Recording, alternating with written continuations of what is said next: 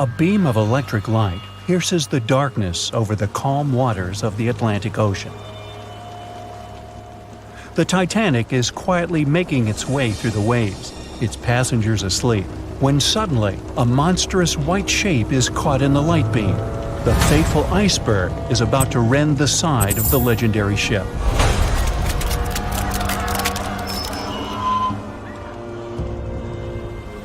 April 14, 1912, only 2 days before someone will take a photo of a giant iceberg with a pretty unusual elliptical shape. It turns out that this iceberg most likely formed out of snow that fell 100,000 years ago. Researchers used computer modeling to figure out its origin. They used data from 1912 and added some new information about winds and ocean currents. They concluded that the iceberg was probably a part of a small cluster of glaciers in southwest Greenland. These days, it's possible to calculate the routes of such icebergs in any given year in the past. So the infamous chunk of ice was on its way from Greenland to an area further south from Cornwall. If the ship had passed through that region only 2 days later, the iceberg would have moved far away from the point where they met. At first, the weight of the most well-known iceberg in the world was 75 million tons. With time, it started to slowly melt away.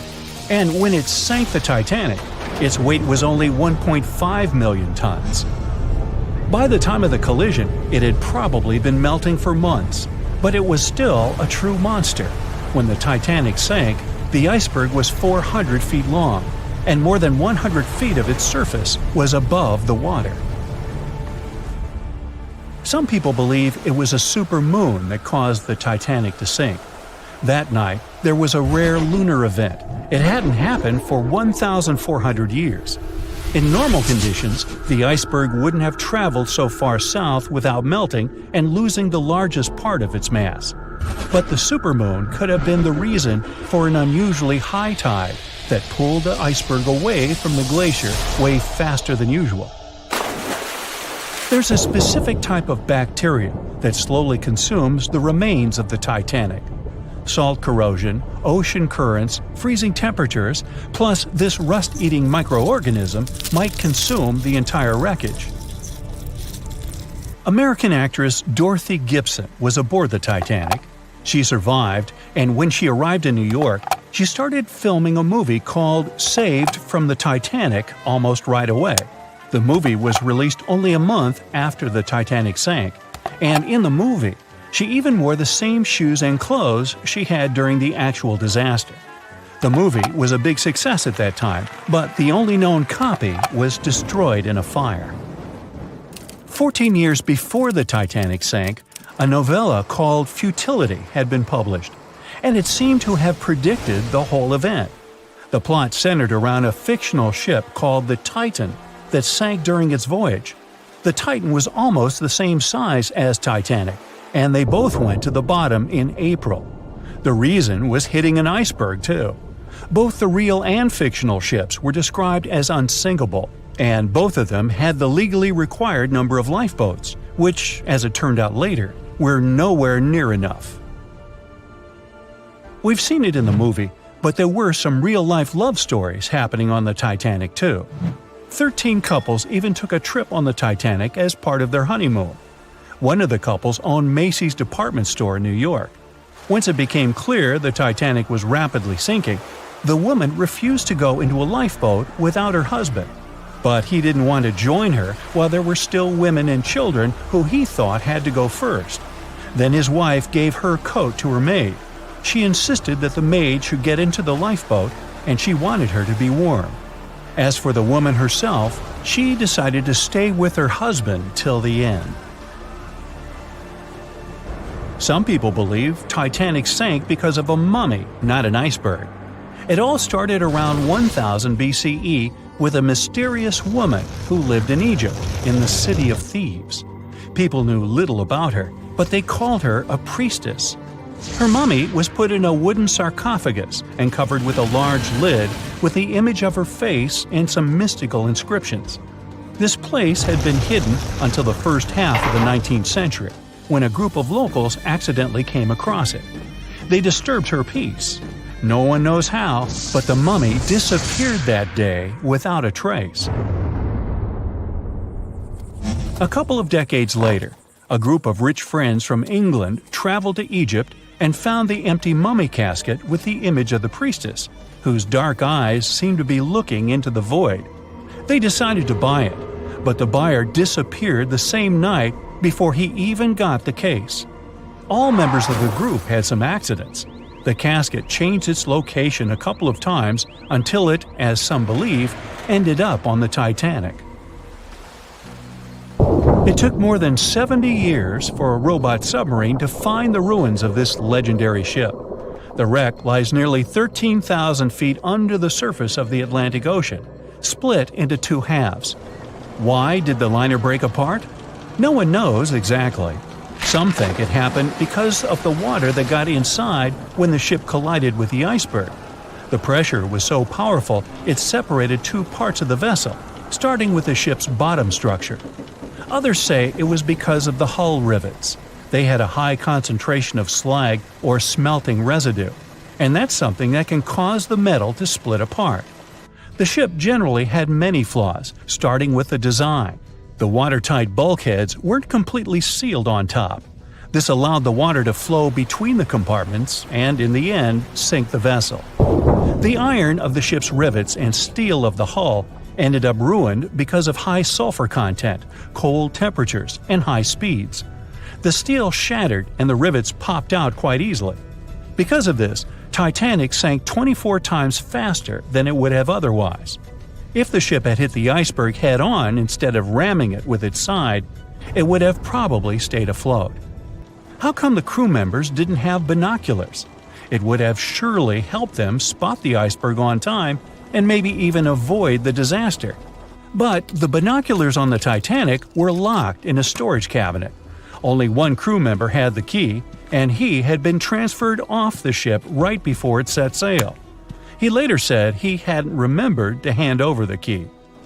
But even without the binoculars, the ship might have had some time to change course and avoid the collision if the crew had gotten some warning. But that's the thing, someone did warn them. About an hour before the incident, a ship that was relatively close to Titanic, the SS Californian, sent a message to inform them it had stopped because of dense ice field. But the warning never got to the Titanic's captain. Some experts say it was because the radio operator didn't think it was that urgent. And later, the SS Californian said they didn't get a call for help from the Titanic because their radio operator was off duty. Some say the crew on the Titanic couldn't spot the iceberg on time because of an optical illusion. Atmospheric conditions that night probably caused super refraction, which could have camouflaged the berg. After all, no one actually saw the iceberg until it was too close to the ship to somehow avoid the crash. Not even a whole minute passed between the moment they saw the iceberg and the collision. It was only 37 seconds, and it took Titanic 2 hours and 40 minutes to disappear below the ocean's waves. They were on their way to the New World when a rendezvous with an iceberg crushed all of their dreams and hopes. There was panic and tears and heartbreaking goodbyes, like that of Jack and Rose. Or was there? Let's see how well you know the real story of Titanic. The love story of Jack Dawson and Rose DeWitt Bukater was inspired by true events. What do you say? Is it a myth or a fact?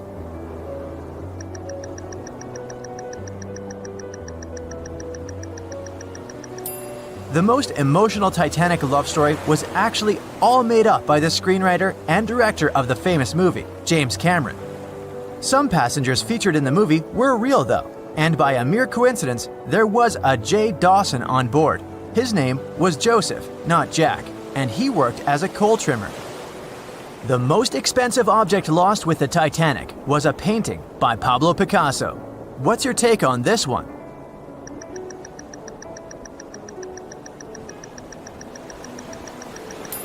It's a myth. Another one given to us by the famous movie. The most valuable item that went down with the Titanic was probably a Mary Joseph Blondell painting, created in 1814.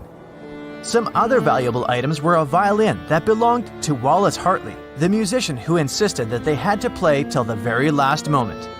There was also a 1912 Renault Type CB Coupe de Ville that would now cost millions of dollars, a handwritten manuscript by Joseph Conrad, first edition essays by Francis Bacon, 5 Steinway grand pianos, and, of course, some fine china plates and cups and first-class passengers' jewelry.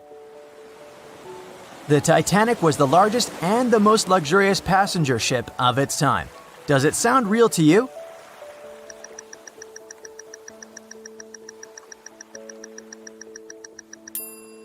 Yep, it's totally true. In April 1912, the Titanic was the largest ship ever built. It was 882 feet long and had a maximum passenger capacity of 2,435 people. That's not a lot compared to the largest cruise ship of today, the Symphony of the Seas. It's just a bit longer than the Titanic, but has more than double the passenger numbers.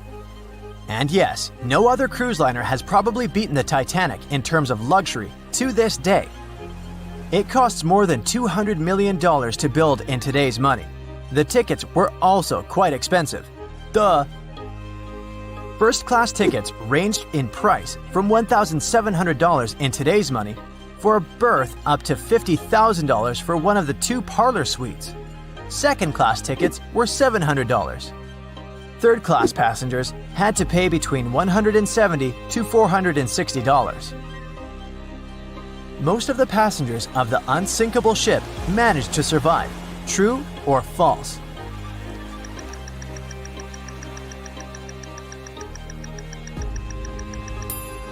Sadly, it's false. Only 37% of all the passengers actually survived the meeting with the Titanic. Around 61% of the first-class passengers, 42% of the second-class passengers, and 24% of the third-class passengers made it out alive.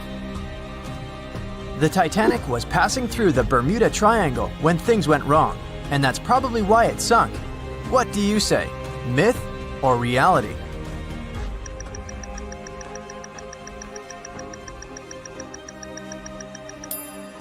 It's 100% a myth. The Titanic never even came close to the Bermuda Triangle. The liner sank about 400 miles south of Newfoundland, which is a huge distance to the north of Bermuda, the infamous area where ships and planes disappear without a trace.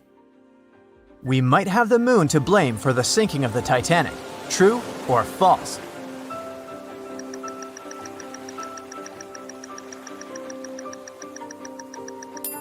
This one is true. The moon heavily affects the tides on Earth. The closer the moon is to the Earth, the stronger the tides are because of the increasing gravity of our satellite. Back in 1912, the moon was so close it made several glaciers in Greenland break apart. Massive chunks of ice that broke off from the glaciers started floating south. The supermoon event came just 6 minutes after a spring tide, the alignment of the moon, the sun, and the Earth that makes their combined gravity reach its peak twice a month. And the day before, our planet had come the closest to the sun that year, which made the gravity even stronger. This mixture of events created perfect conditions for one of the most powerful tides in history. Icebergs breaking off from Greenland's glaciers drift off to the coastal waters of Labrador and Newfoundland, where they often run aground. To move on, they need to either melt and become lighter or catch a high tide that would carry them further. The 1912's tide was as high as it gets. So they shifted many shipping routes south because of the huge amount of icebergs. But not the Titanic, of course, as they believed it was unsinkable. It took 4 hours and 40 minutes for the Titanic to sink. What do you say?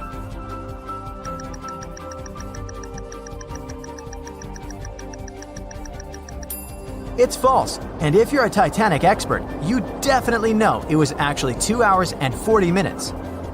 And this was slow enough, given the damage caused by the iceberg. It didn't sink faster, thanks to the ship's construction. There were 16 watertight compartments in the lower part of the ship. They worked as a lifeline. When the iceberg crashed into the hull, it broke into 6 boxes. The Titanic could have stayed afloat only if 4 compartments had been damaged. water filled the first 6 compartments within 1 hour. During this time, the ship tilted slightly to the right side. Then, water began to flood the 7th box when all 6 boxes were filled. And from that moment, the sinking rate was growing with every second. The ship's bow sank under the water, and then the stern filled up. One of the leading reasons for the Titanic tragedy was signal rockets. True or false? What's your take on it?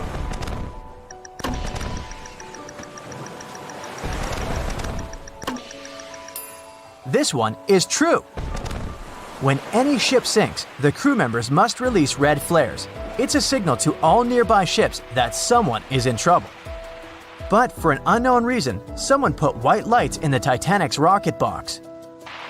When the ship crashed into an iceberg, the crew members released white flares. Another ship, SS Californian, was nearby at the time. Its captain knew the Titanic was going through a dangerous iceberg area. The crew of this ship didn't see the Titanic in the dark, but they noticed white rockets. Radio communication between the vessels didn't work. The SS Californian operator turned off the receiver. The Californian captain felt that something was wrong, so he sent a Morse lamp signal to the Titanic. But it was too late. The ship was already underwater, so no one could respond. Another ship, Samson, was sailing alongside the Titanic. It drifted with lights off since it was catching seals, and that's not legal. When the captain saw the Titanic's white rockets, he thought it was the Coast Guard. So Samson sailed away as fast as they could. They realized they had abandoned the drowning passengers once they made it to Iceland and learned the horrible news. In 1996, one expedition managed to raise the Titanic from the ocean floor. Do you believe it?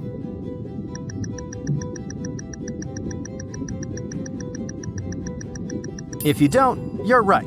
There were different ideas on how to raise the Titanic, from doing it with compressed air to putting it in wire mesh and covering it with liquid nitrogen, or using giant magnets. The only real attempt to raise the Titanic was made in 1996, and it failed dramatically. The expedition's goal was to lift a part of its hull, weighing about 21 tons. It would still have been the largest piece to see the sunlight again, if the operation had succeeded, that is. They lowered 4 large bags filled with diesel fuel to the bottom of the ocean and attached them to the hull plate. Then, the fuel bags were released and they started lifting the pieces on their own. The plate was about 200 feet below the surface when the weather got rough. The expedition members decided to tow the part to calmer waters around 80 miles away. Long before they reached the towing destination, half of the plate broke off and sank to the bottom again. 2 of the lifting bags seemed to have broken loose, and the hull went down. The Titanic will most likely crumble to dust halfway up if someone tries lifting it again. So, how many correct answers do you have? Let me know in the comments below. On April 10, 1912, crowds gathered at Southampton Beach to wave off what was, at the time, the world's largest and most prestigious ship, the RMS Titanic. The cost of the most expensive first-class parlor ticket was $4,350. That's around $70,000 in today's money. But barely 5 days after steaming away, the ship was swallowed by the Atlantic Ocean. So let's rewind and go back to what actually happened on that fateful night. The captain wanted to set a speed record for the ship's maiden voyage and arrive early. The ship was deemed unsinkable, so he went full throttle into the dark Arctic waters. After spotting the 100-foot iceberg, the crew desperately tried to steer the vessel away and avoid the collision, but the Titanic was traveling too fast, and the iceberg tore down the side of the ship, creating a huge opening in the hull. It wasn't a continuous rip, and damage was caused in several places. In total, the damage spanned along an area of around 300 feet. But the ship's designers had prepared for the prospect of a collision and added watertight compartments down each side of the ship to act as a buffer zone. 4 of these compartments could be breached and the ship would still stay afloat. But because the iceberg tore down the side of the Titanic, it ripped holes in 6 compartments. The compartments didn't extend up the total height of all decks and weren't actually sealed at the top. This is why, when more than 4 were flooded, Water reached over the top of the bulkheads and filled the remaining compartments, causing the ship to sink into the ocean. Think of it as water spilling over an ice cube tray. But what if the collision was head-on? Would it still have sunk? Ships are designed with potential crashes in mind, and most vessels have collision bulkheads in the bow. Most of all, it's like your car's bumper or crumple zone. It's a safety feature that can withstand a direct hit. The bow could have taken some of the impact, and some experts have suggested that if it hit head-on, only 2 to 4 of the watertight compartments would have been flooded. So, in theory, the Titanic might not have sunk, and it might have even been able to continue sailing to its final destination at a much slower speed. The force of impact would likely have been huge, though. But although passengers would have been injured by the force, they'd have been able to stay on the ship to wait to be rescued by other ships, rather than being forced into the icy waters of the Atlantic. Still, one of the Titanic's designers, Edward Wilding, suggested that the force of the impact might not have actually been that big. He told the British Inquiry that lots of people scarcely felt the collision, and he believed the ship would not have sunk if it did hit the iceberg head-on. The ship was also designed with remotely operated watertight doors between all compartments, so any floods could have been quickly sorted out. Because Titanic had 6 breaches from the side collision, and because it happened so quickly, sealing the doors wouldn't have made a difference, as it was essentially impossible to save it by that point. The ship immediately began to flood, with water pouring in at a rate of roughly 7 tons per second, 15 times faster than it could be pumped out. So, while it sounds like the Titanic would have survived had the ship hit the iceberg head-on, this idea does come with some issues. First off, the collision bulkheads were designed to survive a crash with another ship, not a giant iceberg. If 2 ships collided, both would absorb some of the impact in their bulkheads, sharing the impact and likely staying afloat. But an iceberg is stationary, meaning that Titanic would absorb most of the energy from the collision. If Titanic hit head first, because of the speed it was traveling, the impact would have likely traveled down the whole body of the ship. Just imagine a 46,000-ton ship traveling at around 20 knots. At some point, it hits an iceberg that weighs what could be over 100,000 tons. This collision would likely create a powerful force causing massive damage to the vessel. It is likely that seams would split, staircases would come tumbling down, and rivets would burst open across the ship. All that would have potentially flooded even more compartments. This could have caused Titanic to sink in a matter of minutes rather than hours. But that's just the tip of the iceberg. As we all know, the biggest part of it is hidden underwater. So if Titanic had been traveling head-on, it's likely it would have hit the part of the iceberg below the water first, which would send it veering off course. Hitting an iceberg is not like hitting a brick wall. In this case, the ice under the water would have torn open the bottom of the ship and caused damage to the sides. Icebergs also aren't flat, solid objects. If a flat collision happened, the ship might have stayed afloat, but icebergs come in many shapes and sizes, from domes to wedges. Studies have also been done on the steel used to produce Titanic, and the tests show the metal was about 10 times more brittle than the steel we use today. The ship was built before we understood the effects of low temperature on steel. The old steel used to make the vessel would not bend when faced with freezing temperatures, but break. Recovered pieces of Titanic's hull plates show that the hull just shattered on impact. Hitting head-on would also cause a very severe and abrupt stop, so even if the ship hadn't sunk, there would still have been major issues. Think about when you suddenly hit the brakes on your car, or when the bus stops while you're walking down the aisle and you get flung forward. Passengers would have been thrown across the ship, and because the crash happened at night, most people were sleeping, so wouldn't be able to effectively prepare for any sort of impact. This would result in injuries for most people on board. It would be especially bad for those at the front of the ship, where the accommodation for the off-duty firefighters, greasers, and engineers was. But while passengers and off-duty crew may have been thrown out of bed, there would be a lot more survivors than in the original scenario. Many ships have had head-on collisions and made it back to shore. Not many people know that Titanic actually had 2 sister ships. The White Star Line, the company that built Titanic, also built vessels called Britannic and Olympic. Captained by Edward J. Smith, who would later helm Titanic, the Olympic set off on its maiden voyage in June 1911. But much like Ford's sister ship, disaster was just around the corner. On its fifth commercial voyage, Olympic collided with a Royal Navy ship, HMS Hawke. While the Olympic received damage to its side, Hawke crashed into the other vessel head-on. The bow of the Hawke was completely crushed by the collision, but because the ship had watertight compartments, it managed to survive the impact and later returned to shore for repair. Another study case is the SS Andrea Doria, which was an Italian ocean liner that made global headlines in 1956. Like the Titanic, the Andrea Doria was heading for New York City on its 101st voyage when disaster struck. On July 25th, the vessel collided with the 524-foot Swedish passenger liner Stockholm. The Stockholm hit the ship head-on, but the point of impact for the Andrea Doria was on its side. The front of the Stockholm was completely smashed, but because the impact was on its hull, it managed to survive. The Andrea Doria, however, sadly sank due to the collision being on the side of the ship. So these cases could suggest that maybe the Titanic would have survived had it hit the iceberg head-on.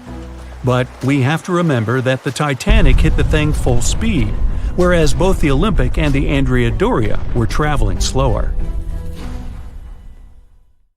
In the Titanic movie, you won't see any fumes above the fourth funnel of the legendary ocean liner, and it's not a mistake. Back in 1911, the year before the Dream ship's departure, large ships would mostly sail with 4 chimneys.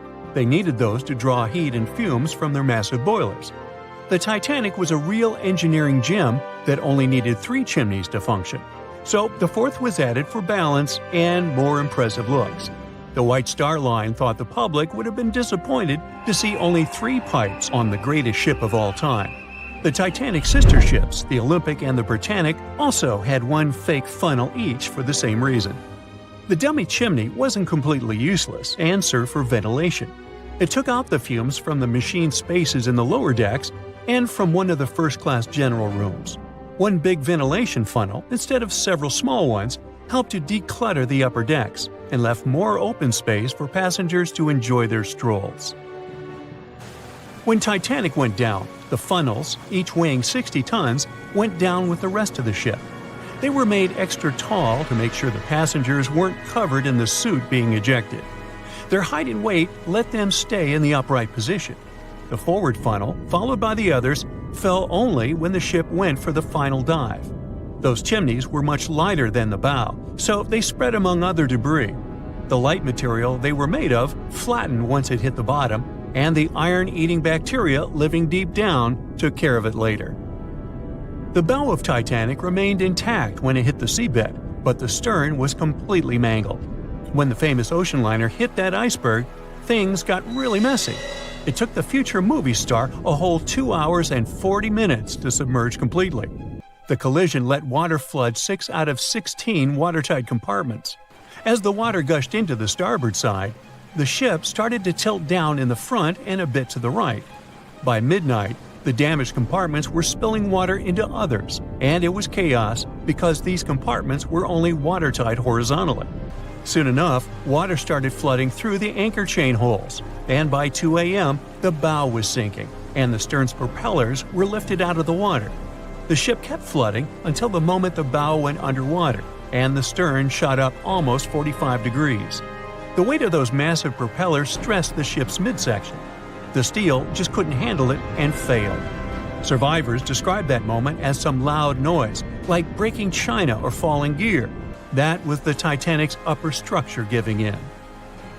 By 12 past 2 a.m., the bow and stern were only connected by the inner bottom structure. Minutes later, the bow, weighing almost 16,000 tons, broke loose from the stern. The stern rose sharply to an almost vertical position and started sinking slowly. By 2:20, it disappeared underwater. The bow was cruising down at about 13 miles per hour and had hit the ocean floor almost a half an hour before the stern. The 2 parts of the Titanic now lie 2,000 feet apart, pointing in different directions. The bow remained mostly intact, just covered in mud. The stern turned into a tangled wreck because of the implosions it went through during the descent. The air trapped within the structure just couldn't handle the increasing pressure of the water deep down. Signal rockets played a big part in the Titanic's tragedy. When a ship goes down, you're supposed to shoot up red flares to signal trouble. But someone decided to stock Titanic with white lights instead of the usual red ones. So when the ship smacked into that iceberg, the crew fired off white flares. The SS Californian was passing nearby, and his captain knew the Titanic was in a dangerous iceberg zone. The crew didn't spot the sinking Titanic, but they sure saw those white rockets.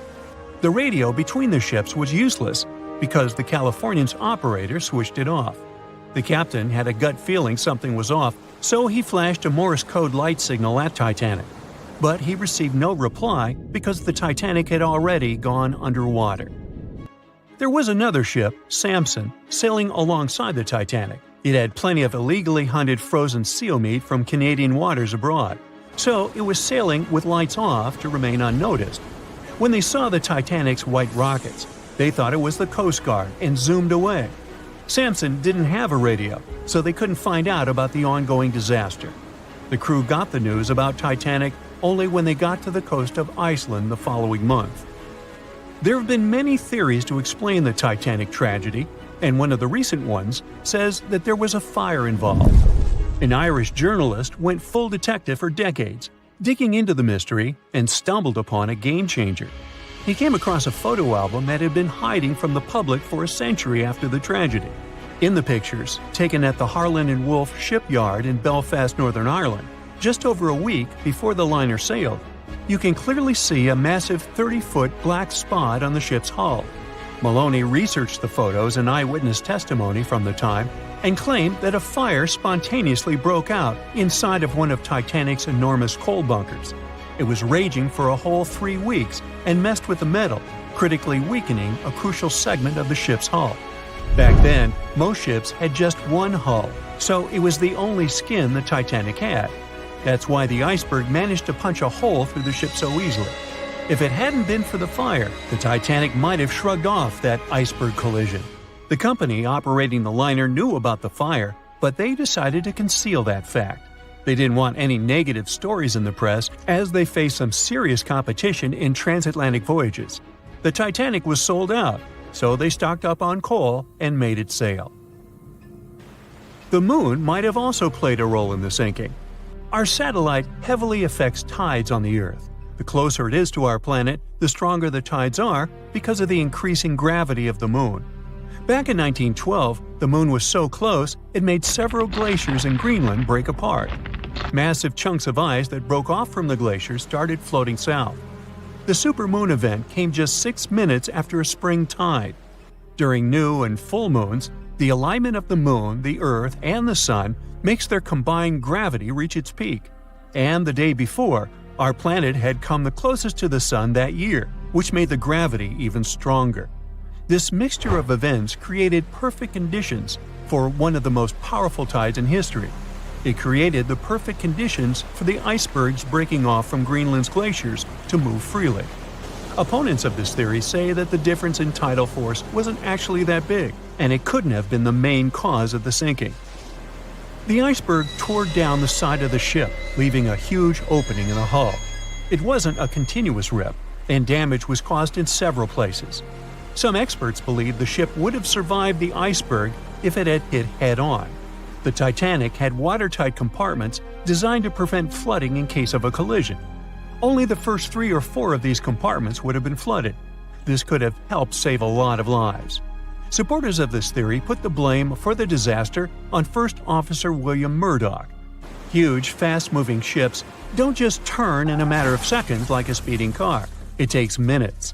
When Murdoch realized the collision was inevitable, he tried dodging left to avoid a direct hit. But despite his efforts, the ship still collided with the iceberg. You know the rest. Can you guess how many theories of the Titanic's sinking exist? Right, loads, including a theory of my own, which I'm going to share with you today. And then you can decide which one seems most likely to you. One Piece theory. The very first version of the events was the One Piece theory. It's very simple and basically claims that the sinking happened without any breakups. 2:15 a.m., the ship collides with an iceberg. 2:18 a.m., the lights go out. The ship reaches an angle of 45 degrees and then quickly begins its final plunge into the ocean depths. 2:20 a.m., only about 3 minutes later, the RMS Titanic disappears under the surface of the ocean for good. The liner doesn't break, it just goes down as a whole piece. Of course, this can't be true.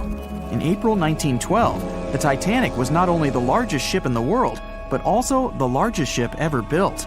It's hard to believe that such a heavy vessel could have gone down without breaking. That's just impossible. Well, I mean, you can't blame the theorists. Before we found the wreckage, there were no other theories. Wait a minute, or were there?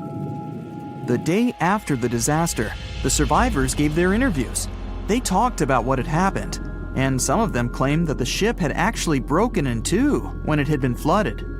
For example, Jack Thayer, a 17-year-old boy, outlined the sinking as he remembered it, and L.D. Skidmon drew a sketch based on his description.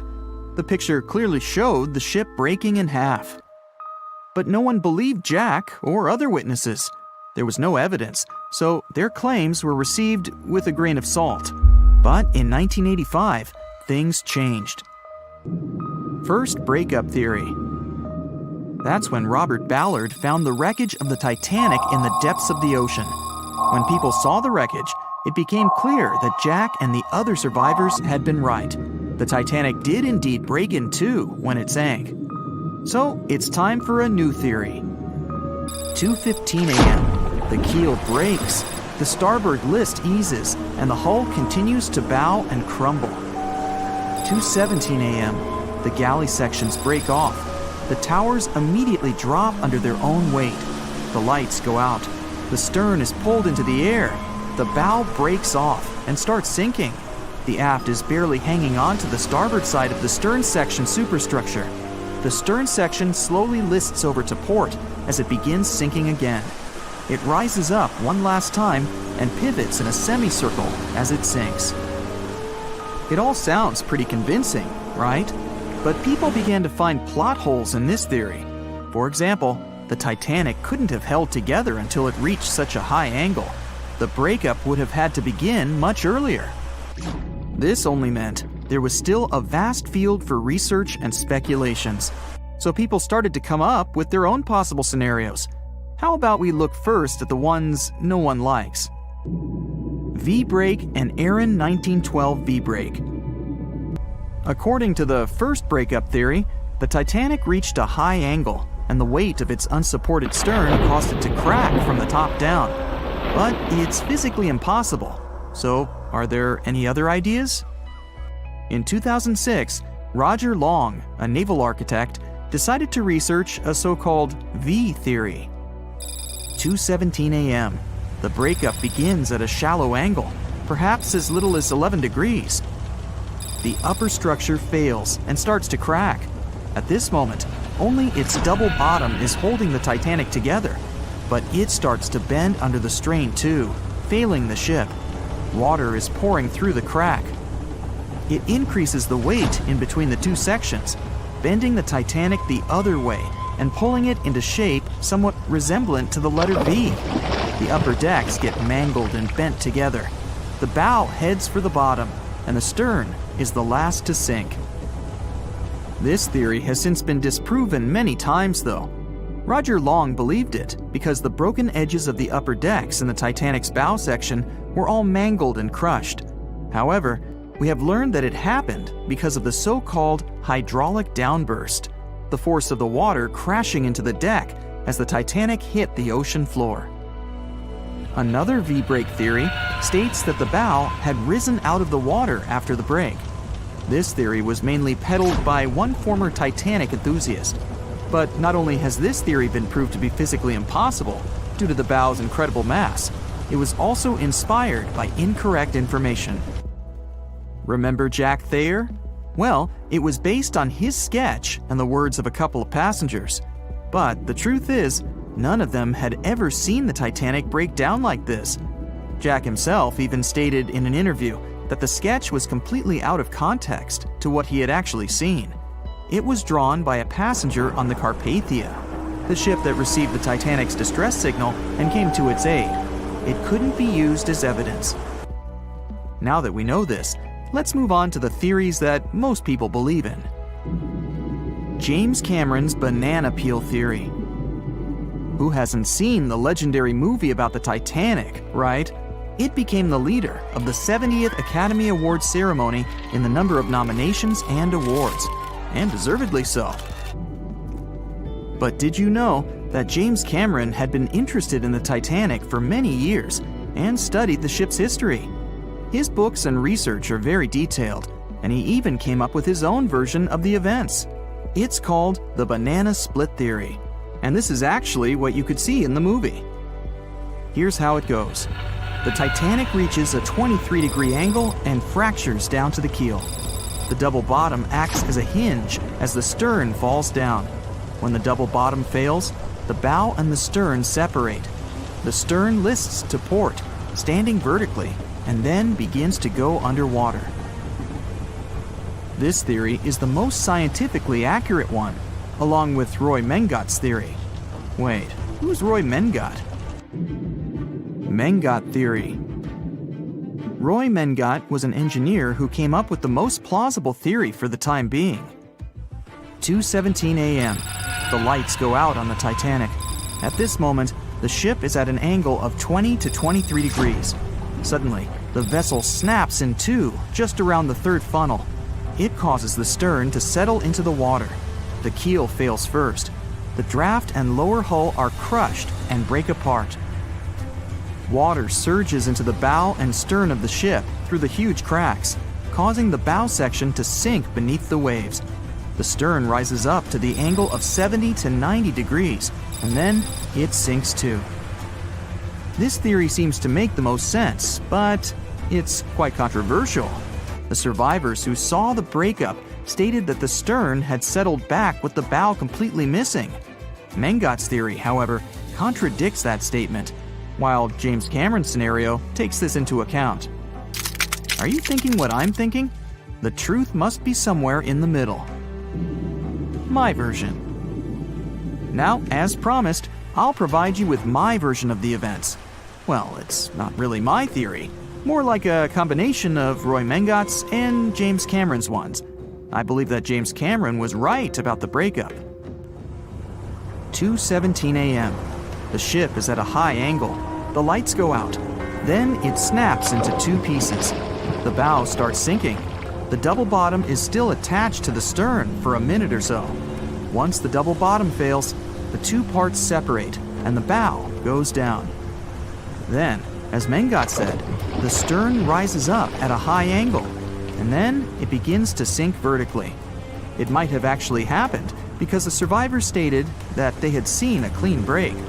This means it couldn't be hidden. And they had also seen the stern staying vertically in the air for a long enough time, probably a few minutes, before disappearing. Anyways, all of these are just speculations.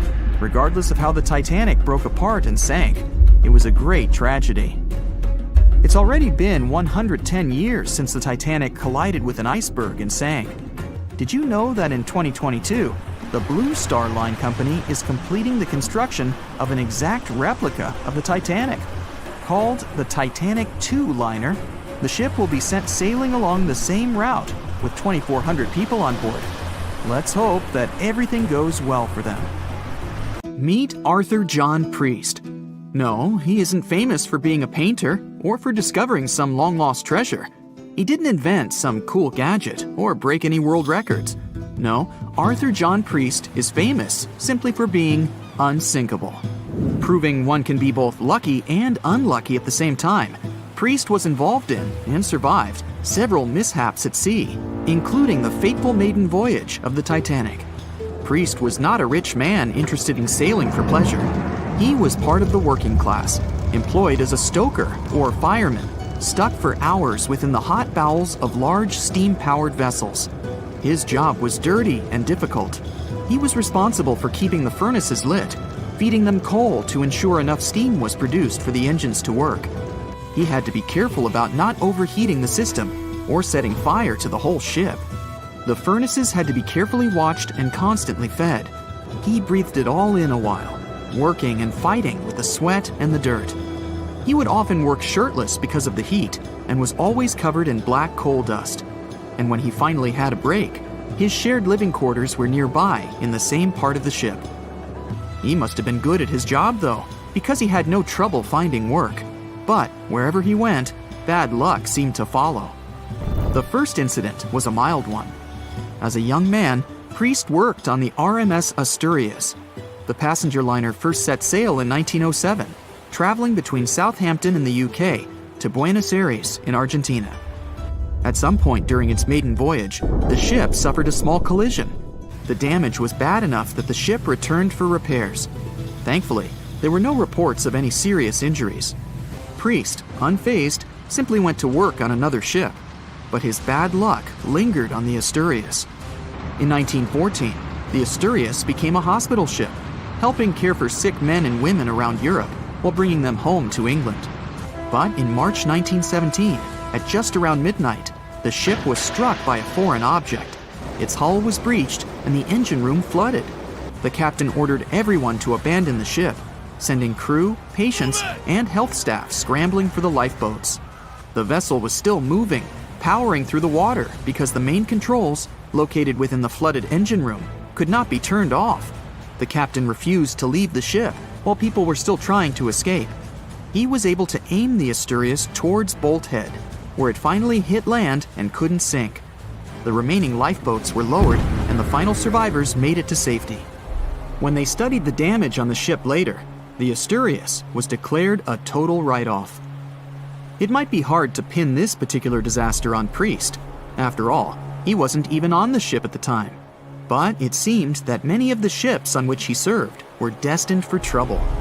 His bad luck followed him to his next job on the RMS Olympic, a massive ocean liner. The Olympic was big. In fact, it had been designed and built as part of the fleet that included the Titanic. But with size came sacrifice.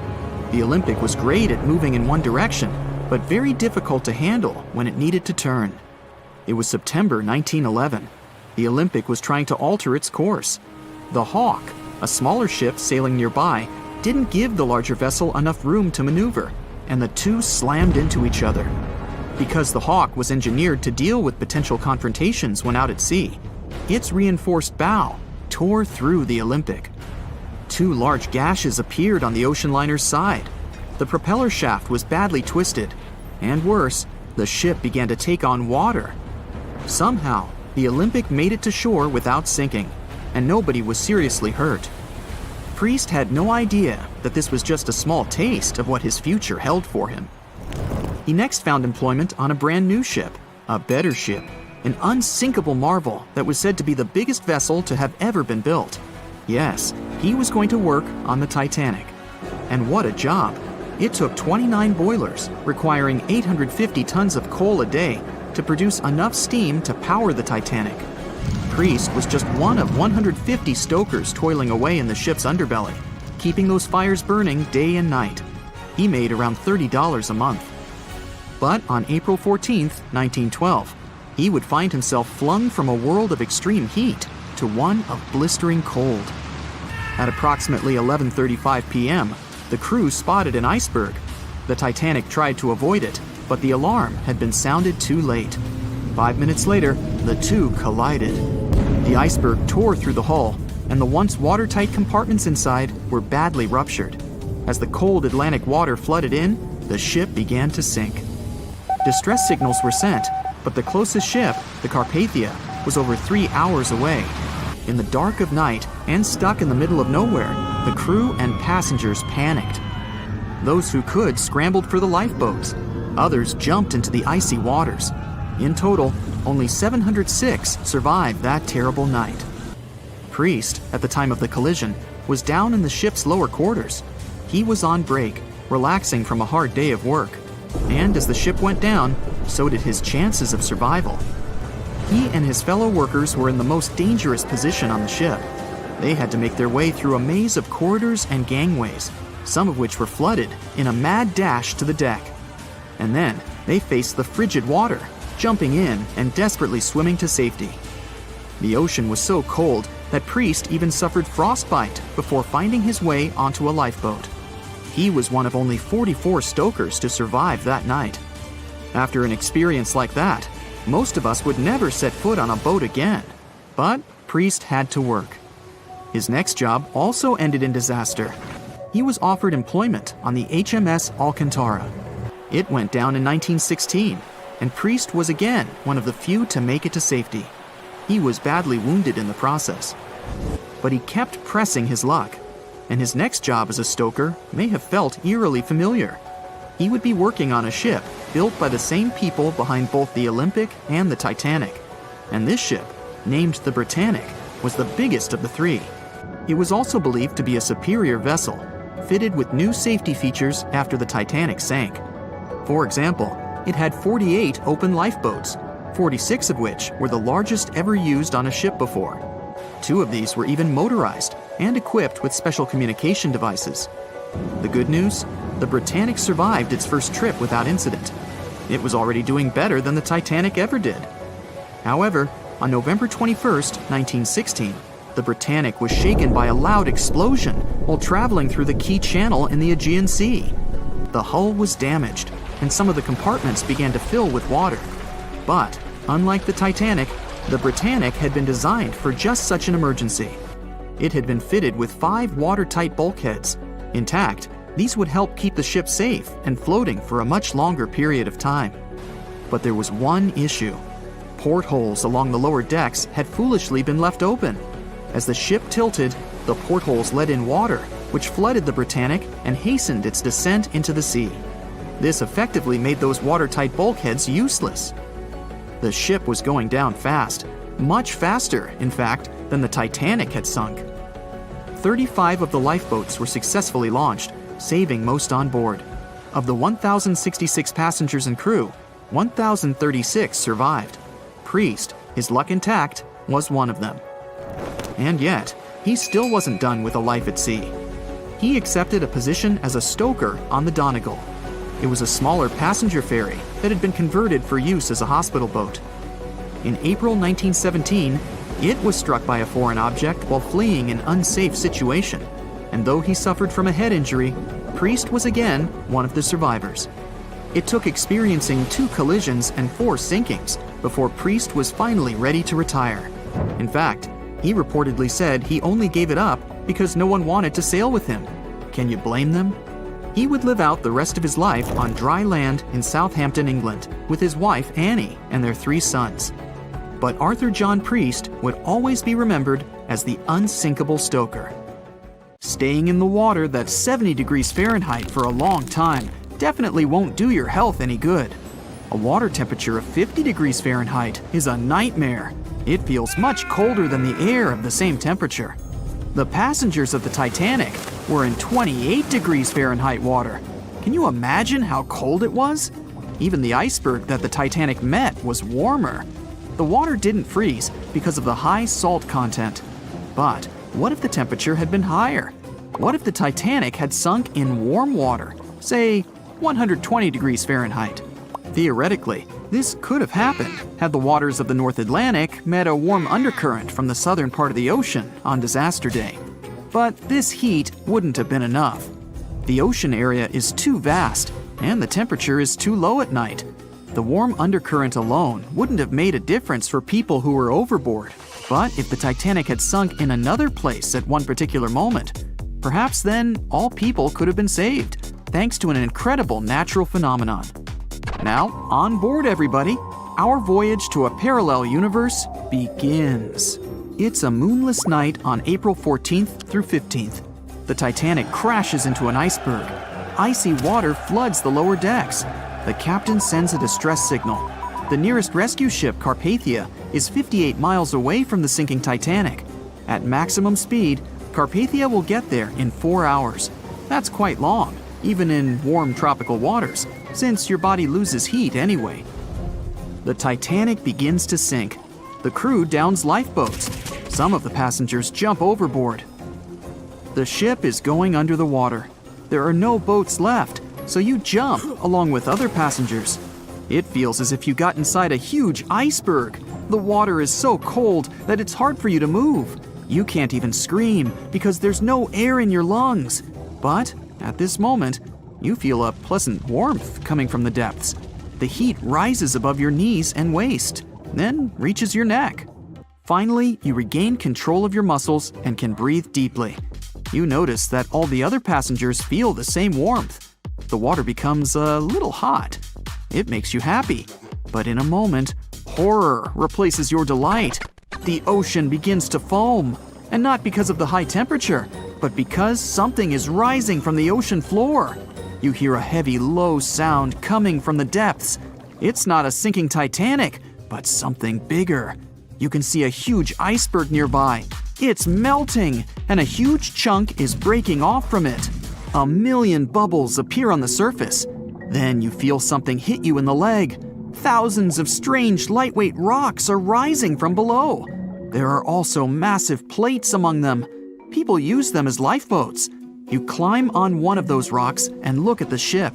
It doesn't sink, since all the water is bubbling and pushing the vessel up. You take one of the small rocks and understand everything. It's pumice.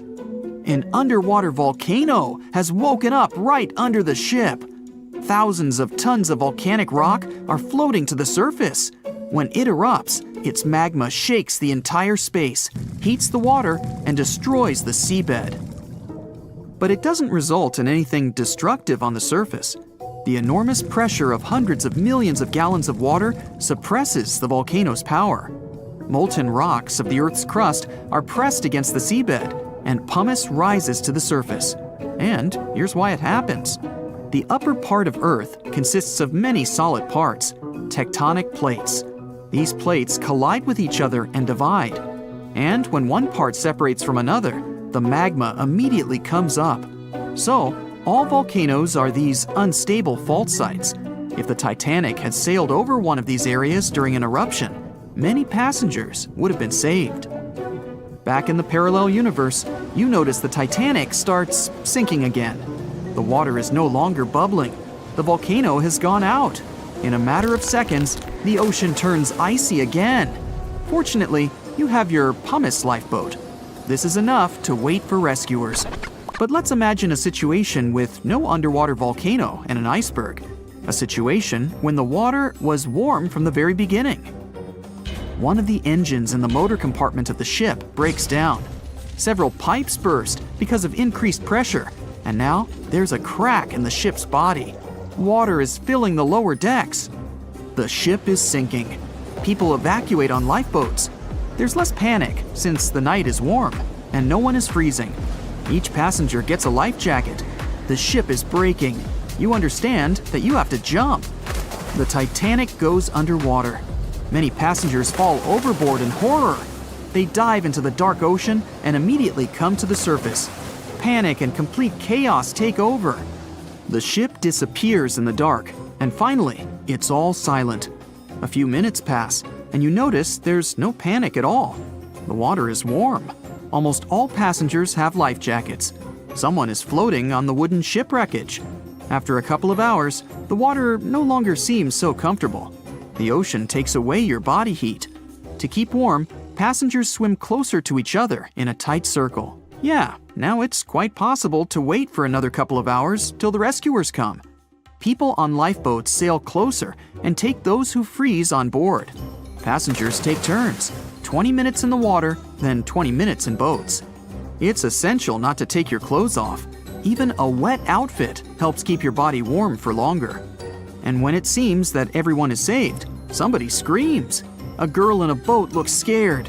She trembles with fear and points her finger into the black water. Passengers try to see what's there and notice a triangular fin. 1, 2, 3. There are so many of them! The noise of the sinking ship has attracted a group of sharks. And now, they are circling the survivors, hoping to satisfy their hunger. They're swimming slowly. It doesn't look like they're going to attack. But you should keep your eyes open, as these fish are some of the world's most aggressive and dangerous sharks. the bull sharks. They can be agile, fast, and unpredictable. They don't swim in the cold waters of the Atlantic, but the water in this parallel universe is perfect for them. The sharks are strong and sturdy. They create the illusion of slowness to relax their prey. They're called bull sharks because of their short, blunt muzzle, like that of a bull, and they like to hit a target or other sharks with their forehead. Several fish are ramming boats. Someone falls into the water. Fortunately, people help them back on board. The sharks aren't going to retreat. Chaos and panic ensue. People are screaming and splashing the water with paddles to scare away the fish, but it doesn't help. One of the sharks opens its toothy mouth and clings to a boat. At this moment, you notice more fins nearby. A pack of great white sharks arrives at the party. They are some of the most dangerous animals on the planet. They're big, fast, and strong, and their 300 triangular teeth lined in several rows are sharp as blades. Great white sharks swim around the boats and scare away the bull sharks. You fall off the boat and see a big fin approaching you. Fear awakens the survival instinct in you. You're trying your best to swim away from the shark as far as possible. Of course, it's useless, since the shark is much faster and will definitely catch you. You feel your foot touching the shark's nose. The other foot gets into the toothy mouth. You scream in horror. After a second, the shark lets you go. Great white sharks rarely attack people. If they bite, it's just to test you. After all, the shark's favorite prey is seals. It simply loses interest if it realizes you aren't a seal. But if the shark is starving, it doesn't matter to it what kind of prey you are. Lucky for you, this one is not like that. Those survivors in the boats have almost nothing to fear either. Great white sharks don't attack them. They can push boats slightly, but only to test them. The great white shark is swimming away from you. But a bull one appears, and it looks like it's hungry. The shark is swimming towards you, opens its mouth, and a loud ship horn penetrates the water. This is the RMS Carpathia that has come to the rescue. All the sharks swim away scared. All passengers are saved. Back in our universe, another ship that had been nearby could have saved the passengers much earlier. But that's another story. No one could ever have imagined that the unsinkable Titanic would collide with an iceberg, except for one man, William Thomas Stead. Well, not directly, of course. It's not like he jolted out of bed one day, envisioning the fall of the Titanic. Rather, he wrote an empowering short story called How the Mail Steamer Went Down in Mid-Atlantic by a Survivor on March 3, 1886, 26 years before Titanic sank. Okay, let's do a super quick recap. Titanic was traveling from Southampton to New York in April 1912 in the North Atlantic. The ship hit an iceberg, and less than 3 hours later, it was completely underwater.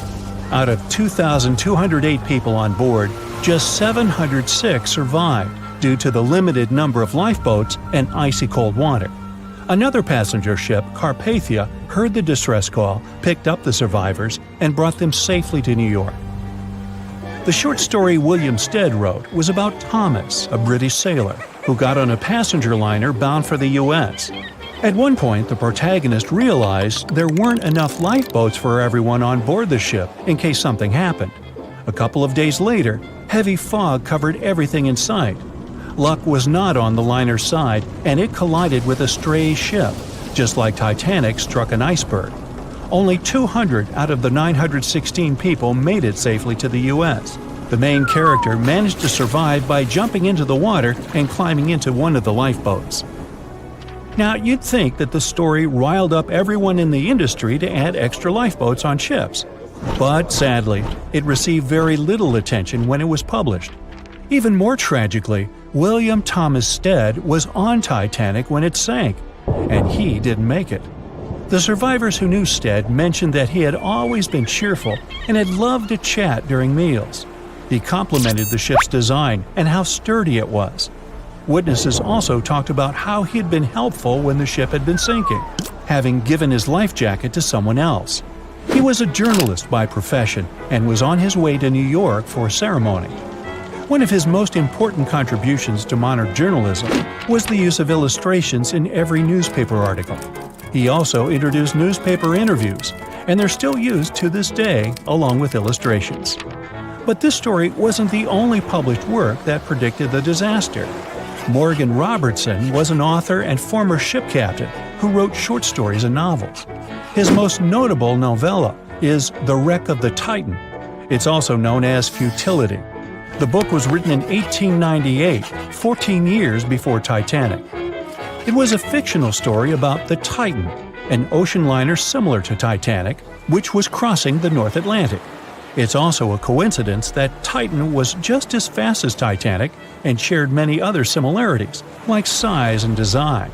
The book described it as unsinkable and the largest ship to hit the ocean at the time. That's what they said about Titanic, too. Another eerie similarity was the limited number of lifeboats it had. The story took place in April, and that's when Titanic set off on its journey and hit the iceberg. The Titan story also mentioned that barely anyone had survived that horrible accident. Unlike Stead's story, the protagonist of Robertson took a different path. The Titan sinking happened somewhere halfway through the book, so after the accident, the main character went on with his life. The book was brought back into the spotlight after the Titanic disaster. How could someone describe the events that took place almost a decade later so accurately? Many started to believe Robertson could see the future. But the reality was that Robertson knew his way around a ship. It was easy for him to write down the nitty-gritty of things without doing more research. Realistically, one of the biggest threats for ships at that time was hitting an iceberg or colliding with other ships. The next story sounds somewhat mysterious. Once, Alex Mackenzie heard a voice that warned him not to board Titanic. But when he turned around, there was nobody there. As he continued walking, the voice spoke to him again, but this time it was louder and more distinct. He took the warning seriously and decided to cancel the trip and go back to Glasgow, Scotland, his hometown. His grandparents weren't too happy to find him back home instead of on Titanic. After all, the ticket was very expensive.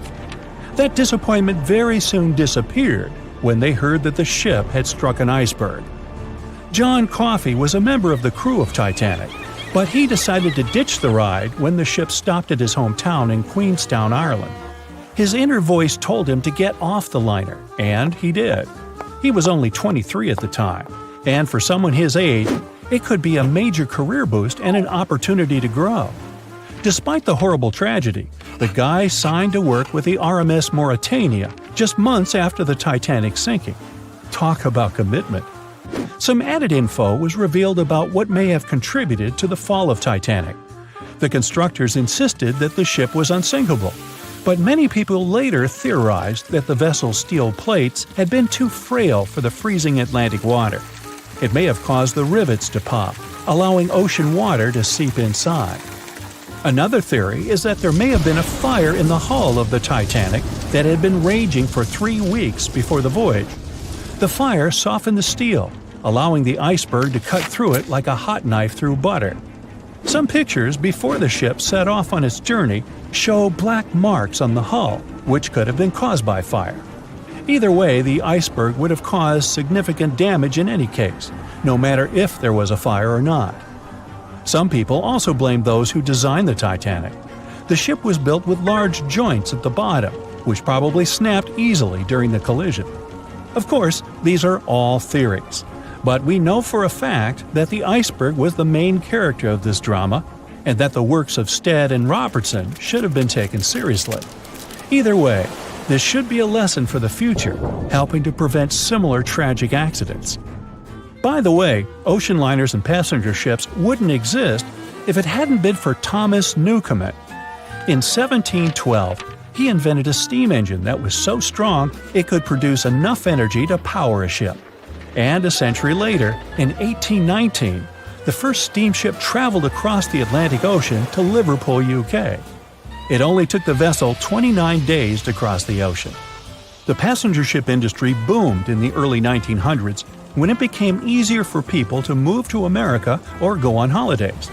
As decades rolled by, the use of aircraft stole the spotlight from passenger ships since planes were faster and more efficient. Nowadays, it's quite rare for a passenger ship to collide with anything in open water. Modern technologies can detect anything that can pose a threat and even predict stormy weather. Cruise ships these days are giants compared to the vessels of Titanic's era. Modern ships can carry almost twice the number of passengers and have amenities folks back then could only dream of. Most cruise ships these days have several restaurants to choose from, multiple swimming pools, and game rooms to catch a break. If you're in the mood for some fun, you can watch live performances. Don't forget about the helicopter pad, because why not? Don't worry if you start feeling unwell. The in-house doctors are always there to help any passenger in need. And these ships are only going to get bigger. Putting Titanic and a modern cruise ship side by side is like comparing a Corgi to a Doberman. Back then, Titanic was the biggest and most cutting-edge vessel anyone could dream of. So, who knows what the future of cruise ships can hold? We might even have entire cities floating around. That would be a really big boat. It was the biggest ship ever built in its time, and it was supposed to be unsinkable. But within days of steaming out on its first voyage in 1912, the Titanic was gone beneath the relentless waves of the North Atlantic Ocean. And of its more than 2,200 passengers and crew, only 706 survived that dreadful night. Would a smaller ship have fared any better in the same situation? Did the size of the iceberg truly matter in the end? Was it a mistake for the ship to change course at the last minute as it tried to avoid impact? These are three questions that have people pondering, what if? We do know that Titanic was considered an engineering marvel in its day. Designed by Thomas Andrews for the British shipping company White Star Line, it was just over 880 feet long and 175 feet tall. Built with abundant space for 840 staterooms, a swimming pool, a squash court, a gym, and 2 dining rooms. But it was below deck that one of its most impressive new features could be found. Titanic's hull was divided into 16 compartments designed to be watertight. Up to 4 of these compartments could take on water in the event of a breach, with the remaining 12 helping to keep the damaged ship afloat. It was thanks to these compartments that the ship was regarded as unsinkable. Rumor has it that Philip Frank, White Star Line's vice president, even declared, "There is no danger that Titanic will sink. The boat is unsinkable, and nothing but inconvenience will be suffered by the passengers." On April 14, 1912, that proved to be mistaken when Titanic struck an iceberg. As ice ripped along the ship's hull, several of those watertight compartments ruptured. It took only 2.5 hours for Titanic to sink. Did the size of the iceberg that hit Titanic seal its fate? Would a bigger or smaller iceberg have made any difference? Icebergs come in a wide variety of shapes and sizes. They are pieces of ice that have broken away from glaciers or ice shelves in the Arctic and Antarctic, and are now wandering across the ocean until they eventually melt. One of the tallest icebergs ever found would have easily dwarfed Titanic.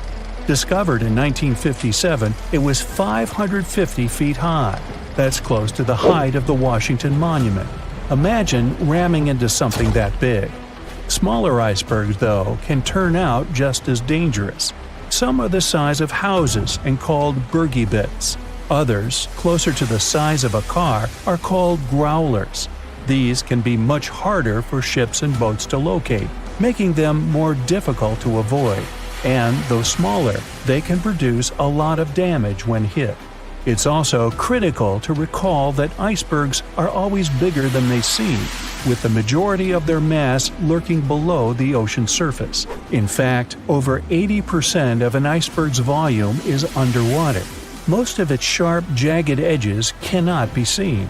Roam too close, and you risk damaging your ship's hull. Because Titanic had little notice of its impending doom, a smaller iceberg, struck at the same angle, could still have been enough to bring that mighty ship down. Now, it's possible that had the iceberg been larger, it would have been spotted sooner. Titanic might have had time to alter course and avoid the impact.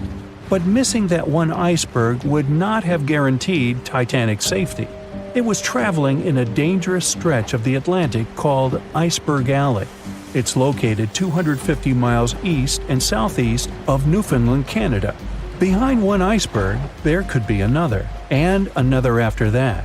And so the crew on board had to remain very attentive to avoid several potential collisions, not just one. A smaller ship might have been better suited for the trip. Titanic's size was certainly a challenge when it came to steering. In fact, it had just left her dock in Southampton when it nearly collided with another smaller ocean liner, the SS New York, missing it by just 2 feet. The gigantic steamship was obviously not made for maneuvering quickly in tight quarters. A ship that size required time and space to change course. But when it comes to ships versus icebergs, a ship's size doesn't always matter. The Islander was a steamship designed to travel the Inside Passage in Alaska. In the summer of 1901, it struck an iceberg, which tore a hole in the front portion or bow of the ship. The vessel did not sink right away, and the crew tried to steer it to safety. Ultimately, its bow completely submerged, and its stern was lifted up and out of the water. It didn't take much longer before the ship sank completely.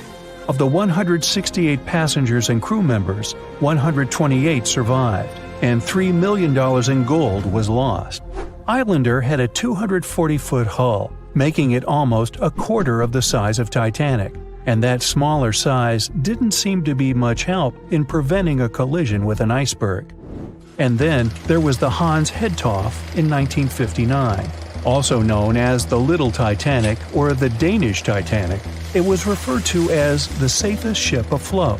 It was 272 feet long with 95 people on board.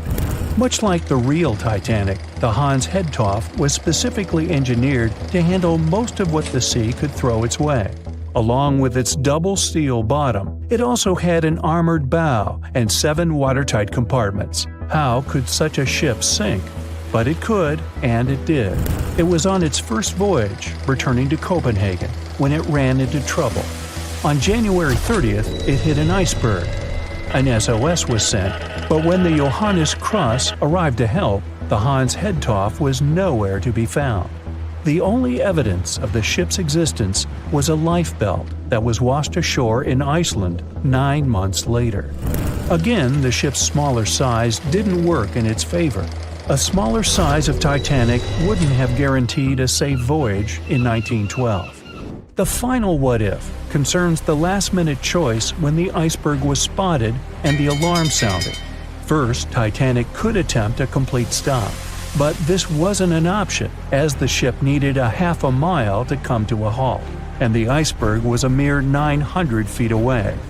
Second, the Titanic could attempt to avoid the iceberg by steering away from it. This is what the captain ordered, but the attempt was unsuccessful, resulting in a deep gash across the ship's hull. The final option? To hit the iceberg head-on. Would this have made any difference? The answer is an intriguing maybe. Some think a head-on collision would have saved Titanic. In this scenario, the collision would have limited the damage to the very front of the ship. Instead of the iceberg tearing through the hull and compromising several of the watertight compartments, only 4 of the compartments would have been breached. This meant the others could do their job of keeping Titanic afloat. The ship could be stuck, unable to move, but it would remain above water until help arrived.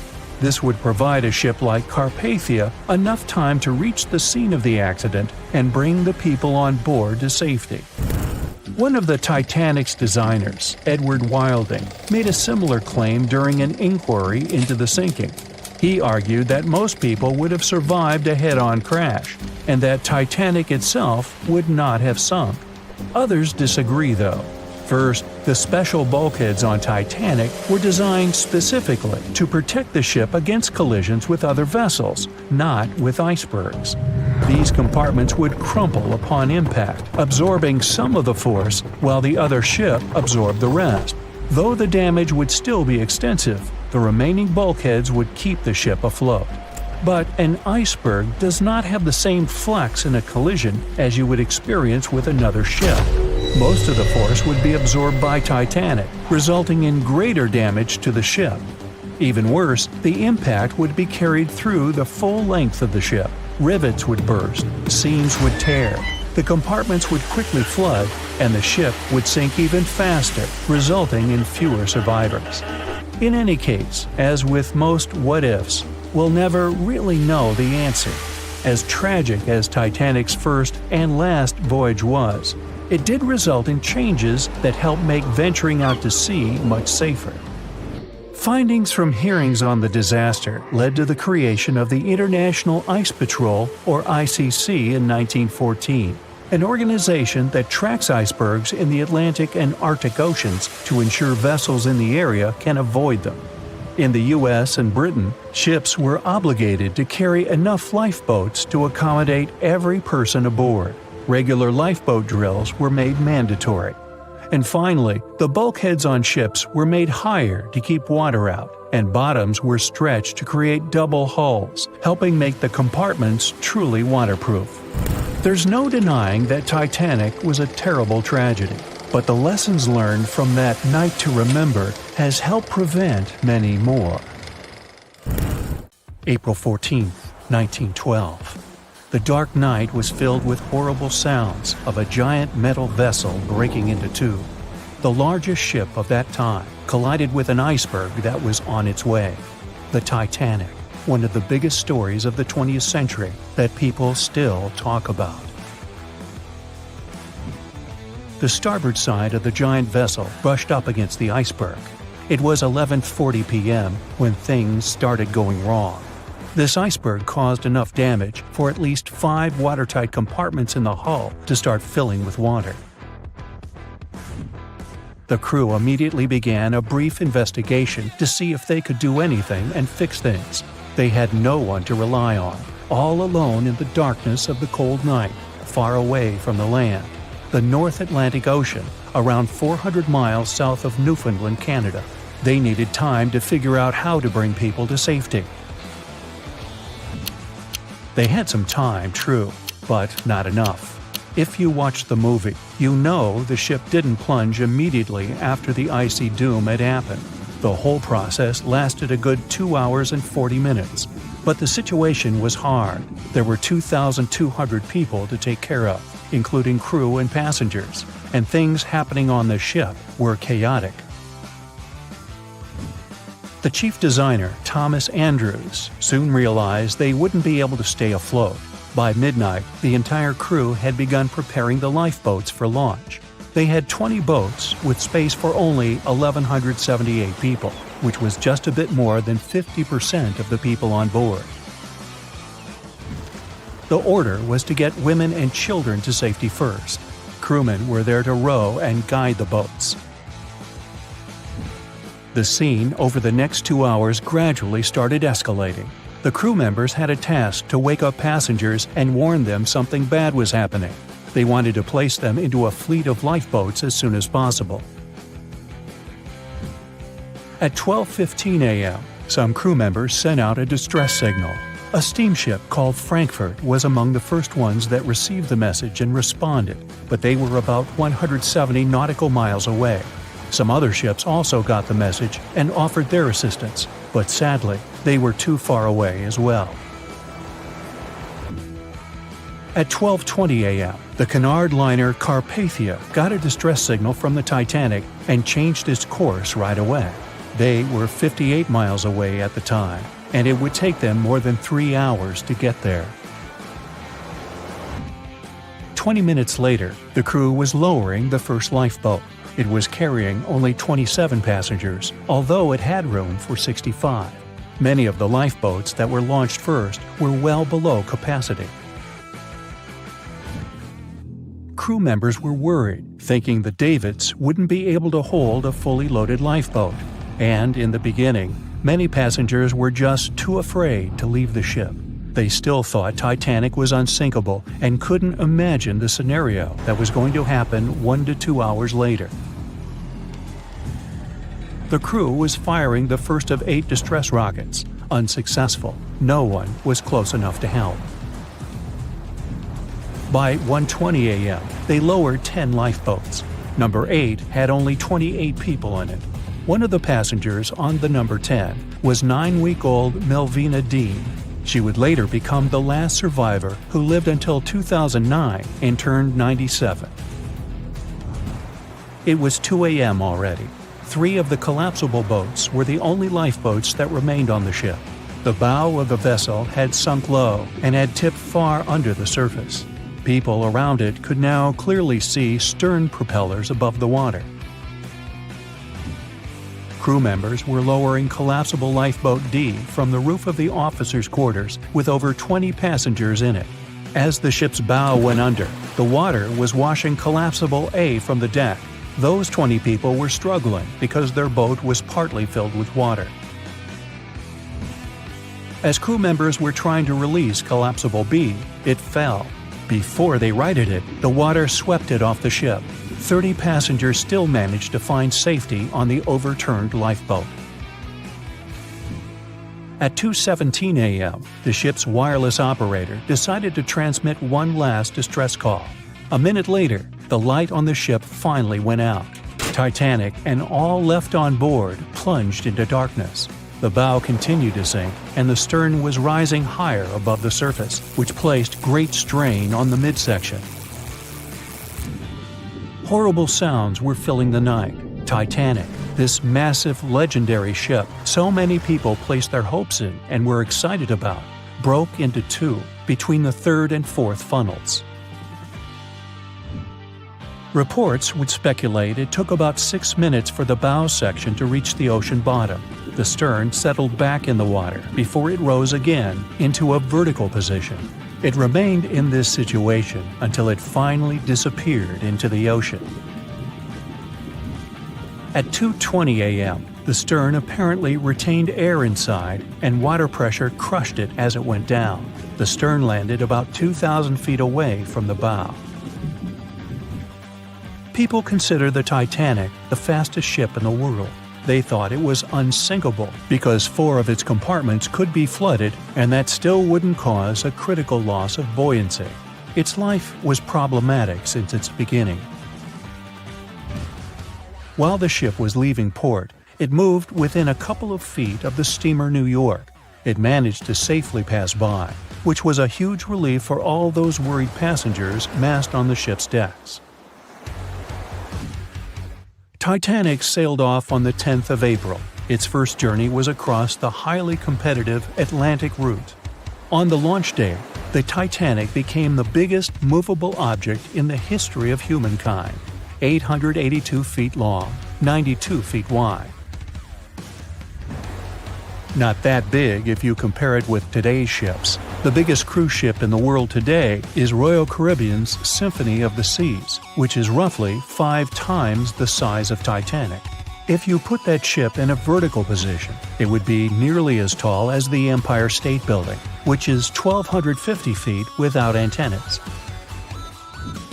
But Titanic was a huge attraction back in its time. At one moment of their journey, they stopped in France, after which they made another stop in Ireland.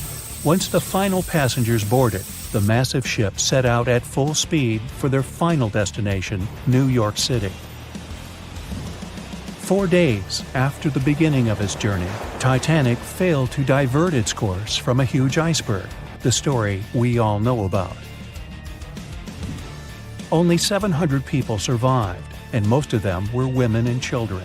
The night was extremely cold, 1 hour and 20 minutes after Titanic had gone down to the bottom of the ocean. Survivors weren't even sure someone was coming to save them. Finally, they saw the light. It was Carpathia coming towards them. They came for the people in the lifeboats. The crew brought them aboard and pulled a handful of other passengers out of the water. Many ships tried to contact Titanic a few hours after it sank. Their messages were never returned. Later, when there was an investigation of what really happened, they discovered the Leyland liner California had been less than 20 miles away when Titanic was sinking. But the crew didn't hear the distress signals coming from Titanic because their radio operator was off duty. Countries from both sides of the Atlantic were shocked and horrified when they heard details of what happened to Titanic. They decided to make changes to ship operations, rules that would help avoid such events in the future. They held the first International Convention for Safety of Life at Sea, where they adopted rules for every ship to have lifeboat space for each passenger on board. Also, lifeboat drills became mandatory. They also decided to establish an international ice patrol. Its main role was to monitor icebergs in the North Atlantic shipping lanes. Ships also needed to maintain a 24-hour radio watch. Titanic wasn't built alone. Because of the size of this magnificent ship and all the new equipment it required, it would have been too expensive as a one-off. So the team built the Titanic alongside two sister ships, and both of them had eventful lifetimes. RMS Olympic came first. It was launched in 1910, and for a whole year was the biggest liner in the world. The Britannic was another sister ship that sailed for a while before it too ended down on the ocean bottom.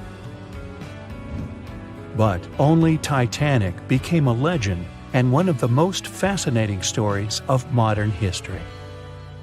The year was 1854, and the SS Arctic, the fastest passenger liner of its time, set out to cross the Atlantic. As it sailed through the misty veil, it slowly disappeared into the unknown. The Collins Line, an American shipping company, was started in 1818 and only began seriously trading in the transatlantic by 1835. Its steamships crossed the Atlantic from Liverpool to New York within just 10 days. Doesn't sound like a great speed today, I know, but back then, the same thing took other ships several weeks.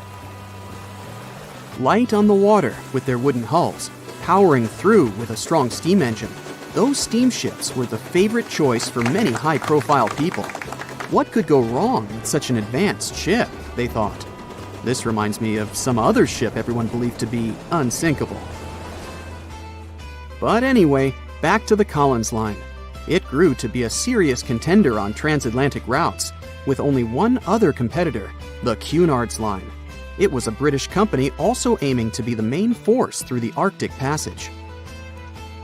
In 1835, the company received a new ship that traveled to Liverpool and came back to New York with the largest cargo ever at that time. From then, the Collins Line was steadily growing. It seemed like there would only be future successes for it. Unfortunately, their lavish ships became costly to run with the amount of coal used. Massive power along with weak wooden hulls meant they needed many repairs after each voyage. So, every trip ended up being expensive. But since the ships were safe and had a great reputation, people were willing to pay the price, and the company was definitely not in crisis. They had achieved something no one had managed to do before them.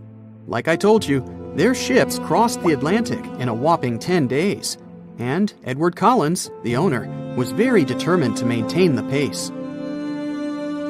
Their 5 ships easily outran the Cunard's Line of only 3. With this great praise, it provided more attention. Though the Cunard's ships were slower with their iron hulls, they believed there was still profit, regardless of how slowly they sailed. Among Collins' ships, the Arctic, the third of them to be launched, was the largest, reaching 284 feet long, with 2 side-lever steam engines, each with 1,000 horsepower. The paddle wheels made 16 revolutions a minute when at full speed. At the time of its launch, the press called it the most stupendous vessel ever constructed in the United States. But glamour and fame couldn't avoid what would come next. On the 27th of September, the Arctic was on its journey from Liverpool to New York, continuing a speed pace through the thick fog.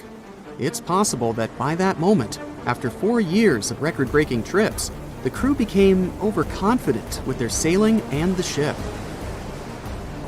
Going only 50 miles from Newfoundland, they carelessly continued through the fog with no radio contact, sonar, or any other form of identifying objects, equipped only with Morse code.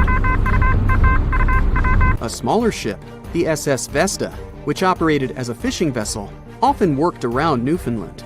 It was passing through the same path as the Arctic and crashed into its side.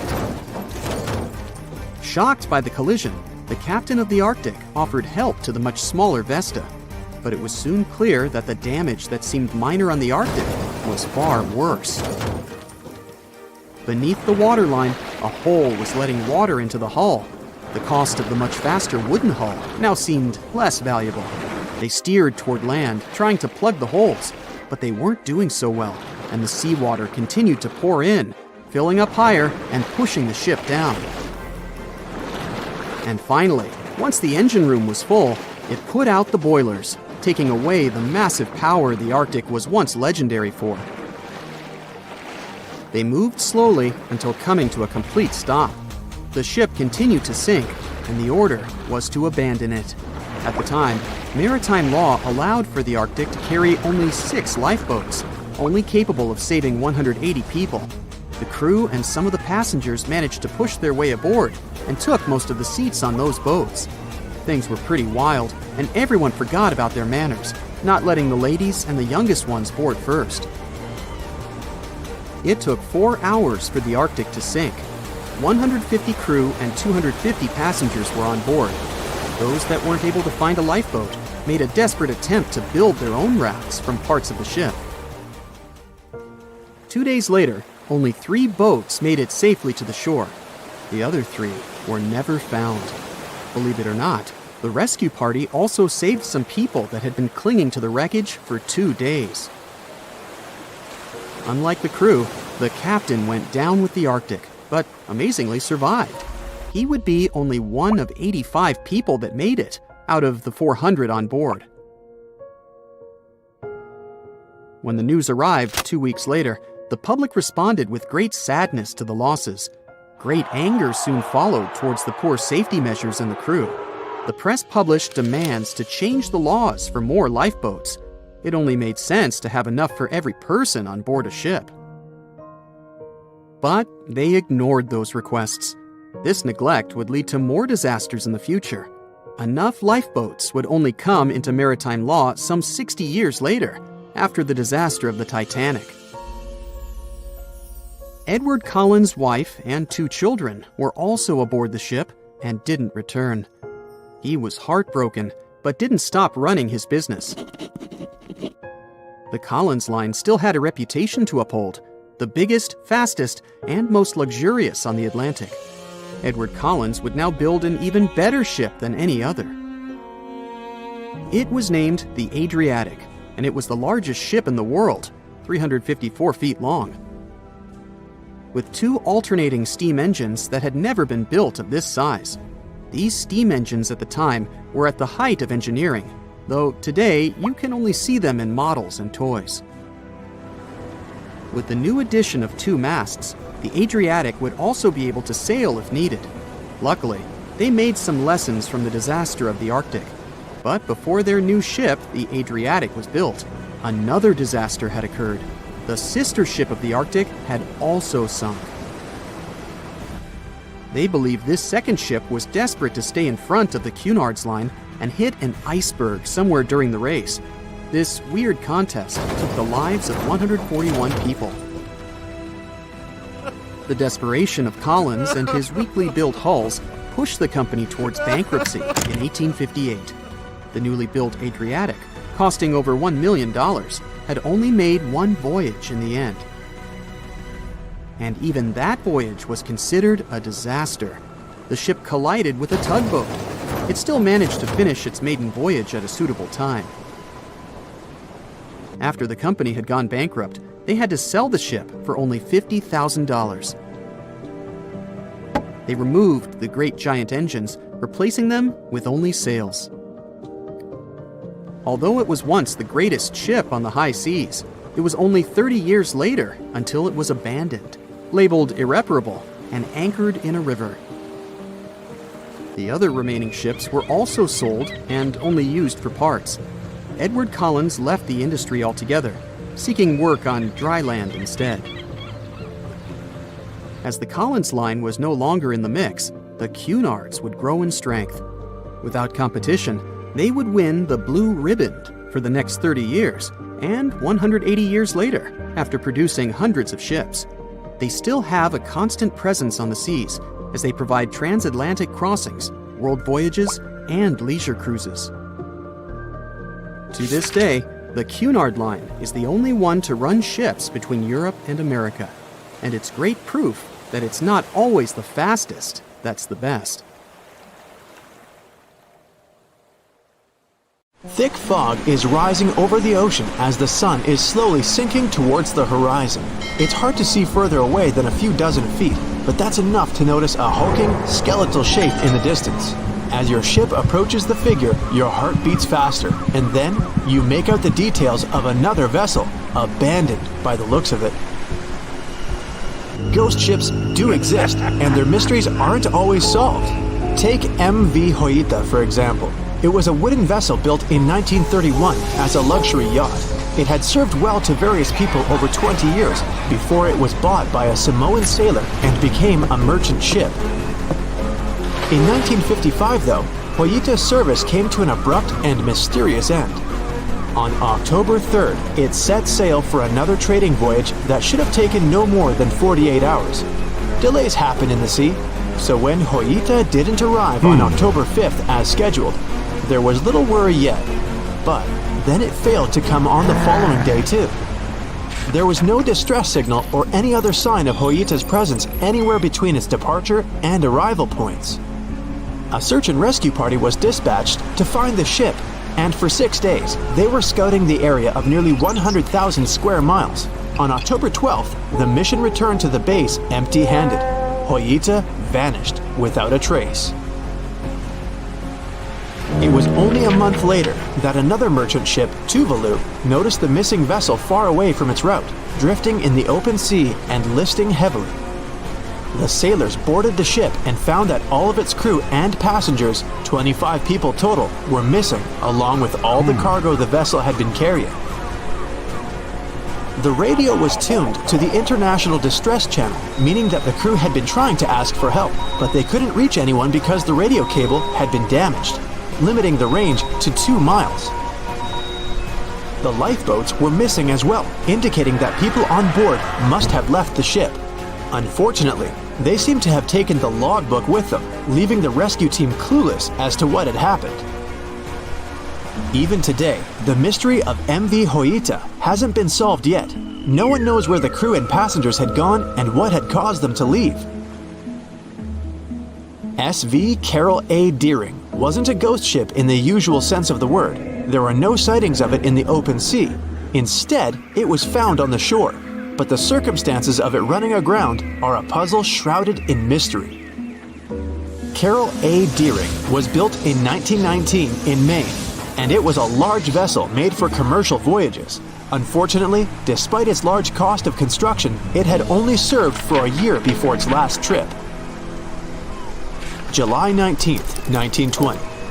The ship was traveling from Puerto Rico to Rio de Janeiro via Newport News to deliver a cargo of coal. It was almost halfway to the final destination when the captain fell seriously ill, and the crew turned back to drop him and his son off and replace the captain. The voyage went without incident, but when it came to Barbados in December to resupply, there were strange moods among the crew. The first mate didn't seem to be happy with the new captain. No one paid much attention to it back then, when they probably should have. The last sighting of Carol A. Deering at sea was on January 28, 1921, when a lightship noticed it off the coast of North Carolina. There was some commotion on the quarterdeck of the ship, where the crew were normally not allowed. Then, another vessel sighted it, but there was already no one on the decks. On January 31st, the merchant ship was found hard aground in the Diamond Shoals, a site notorious for numerous shipwrecks that had been occupying there for centuries. When the search and rescue party boarded the ship, they found it abandoned, the log and personal belongings of the crew gone, along with the 2 lifeboats. There is still no answer to what happened on board of Carol A. Deering that January, although the most popular version was mutiny. Maybe we'll never find out the truth though. SS Bechimo is perhaps one of the most notable ghost ships in history. This large cargo steamer was built in 1914 in Sweden and plodded its way dutifully over 16 years, trading provisions for pelts with native tribes of Alaska and Canada. But then, on October 1st, 1931, Bechimo got caught in pack ice. At first, it seemed the crew would be able to wait it out and continue on their route because the ship broke free in a couple of days. But in less than a week, it became caught again, this time for good. In another week, a rescue party was sent to fetch 22 of the Bechimo's crew, while another 15 remained behind to wait through the winter if necessary and get the ship back. But a month later, after a powerful blizzard struck their camp, the sailors went out of their shelters only to find the ship gone. Luckily, a few days later, a native hunter told that Bechimo hadn't been lost yet. He'd seen it about 45 miles from where they had been stationed. They managed to track it down, but decided the ship wouldn't survive the winter. So they took the most valuable cargo from its hold and abandoned it. They were wrong though. SS Bechimo did survive that winter, and many more that followed. When the ice broke, it sailed away on its own, drifting listlessly along the shores of Canada and Alaska. There were numerous sightings of the ghost ship, sometimes adrift in the open sea, and at other times stuck in the pack ice again. People attempted to board and salvage it, but weather conditions or lack of equipment always prevented them. SS Bechimo was last sighted by native Alaskans in 1969, 38 years after its abandonment. What became of it later remains unknown. The story of SS Orang Medan is one of the most puzzling and harrowing ghost ship stories of the 20th century. No one even knows for sure if the ship even existed in the first place. It wasn't recorded in Lloyd's Shipping, the International Register of Ships, which makes it either a tall tale or a vessel that avoided being officially recognized for some shady reasons. In any case, the accounts as to what happened to the Medan vary. According to most reports, it was carrying some unknown cargo in the Indonesian waters when a distress call was received by another ship in the vicinity. The officer on duty heard an SOS message, but its contents are different depending on the accounts. The message did not repeat, and the crew of Medan didn't answer to any attempts to contact it back. The ship that received the distress call hurried to the rescue, but they only reached the vessel the following day, when it was already drifting and slightly listing. When the rescuers boarded the ship, they found that none of the crew had survived. However, one lifeboat was missing, which implied that there was at least one crew member who managed to escape. What happened to the rest of the people on board remains a mystery to this day. Still, there are no hard facts about this story, so we might never find out whether SS Orang Medan was actually a ship and not a thing of fiction. SV Zabrina was a 3-mast sailing barge built in 1873 for river trade ships in South America. She served for well over 4 decades, proving to be a sturdy and reliable ship. It was later transferred to Europe, where it continued serving its purpose well. But then, in October 1917, Zabrina set sail on a regular voyage only to be found ashore several days later. Mysteriously, although the ship was perfectly intact, the entire crew of 5 and the captain were gone. There is no direct evidence or hard facts as to what really happened that day. The most convincing theory is that the crew were washed away from the deck because of an underwater explosion. And then the ship sailed ahead without them, but the truth, as always, remains unknown. April 1912 marked one of the most terrible tragedies in the history of the world. The most unsinkable vessel, the pinnacle of engineering at that time, the huge Titanic, sank. On that dark, moonless night, the ship had many chances to save its passengers. There was another ship just a few miles away that could have saved the Titanic, but it didn't. It wasn't a phantom ship, and it's not some legend or a theory. This is a documented reality. There are records and witnesses' statements confirming this, but why didn't this ship help? Let's find out what happened that night by looking at these events from 3 different points of view. Let's start with the Titanic version. 11:30 p.m. The moon hides behind black clouds. Visibility is bad. Everything is calm on the Titanic. Under the captain's guidance, the communications operator stays in touch with the mainland through the radio. At this moment, some stranger breaks into the frequency, interrupting the operator's communication. It's unclear what this strange man wants and what he's talking about. The operator doesn't try to figure it out. He shouts at the guy, demanding him to disconnect. The connection is interrupted. At 11:40 p.m., the Titanic crashes into an iceberg. The ice breaks the hull. Water begins to flood the lower decks. Nobody is panicking yet. 20 minutes later, at midnight, the ship's crew sends a distress signal through the radio frequency. Few people understand how bad the situation really is. After 20 minutes, at 12:20 a.m., they start lowering lifeboats with passengers. At 12:25 a.m., they receive a response to the distress signal. This is RMS Carpathia. Their captain reports they're already sailing at maximum speed towards the Titanic. But the problem is that the crash site is 58 miles away. This means Carpathia will only be here in 4 hours. At 12:45 a.m., the sinking ship's crew release rockets into the air. These flares are one of the main reasons for the terrible fate of many passengers, but more on that later. 90 minutes later, the Titanic's deck breaks and the ship dives underwater. At 4:10 a.m., the Carpathia finally arrives at the shipwreck location. The crew members make heroic efforts to save all the people. They take 705 survivors on board. At this moment, another ship appears. It's SS Californian.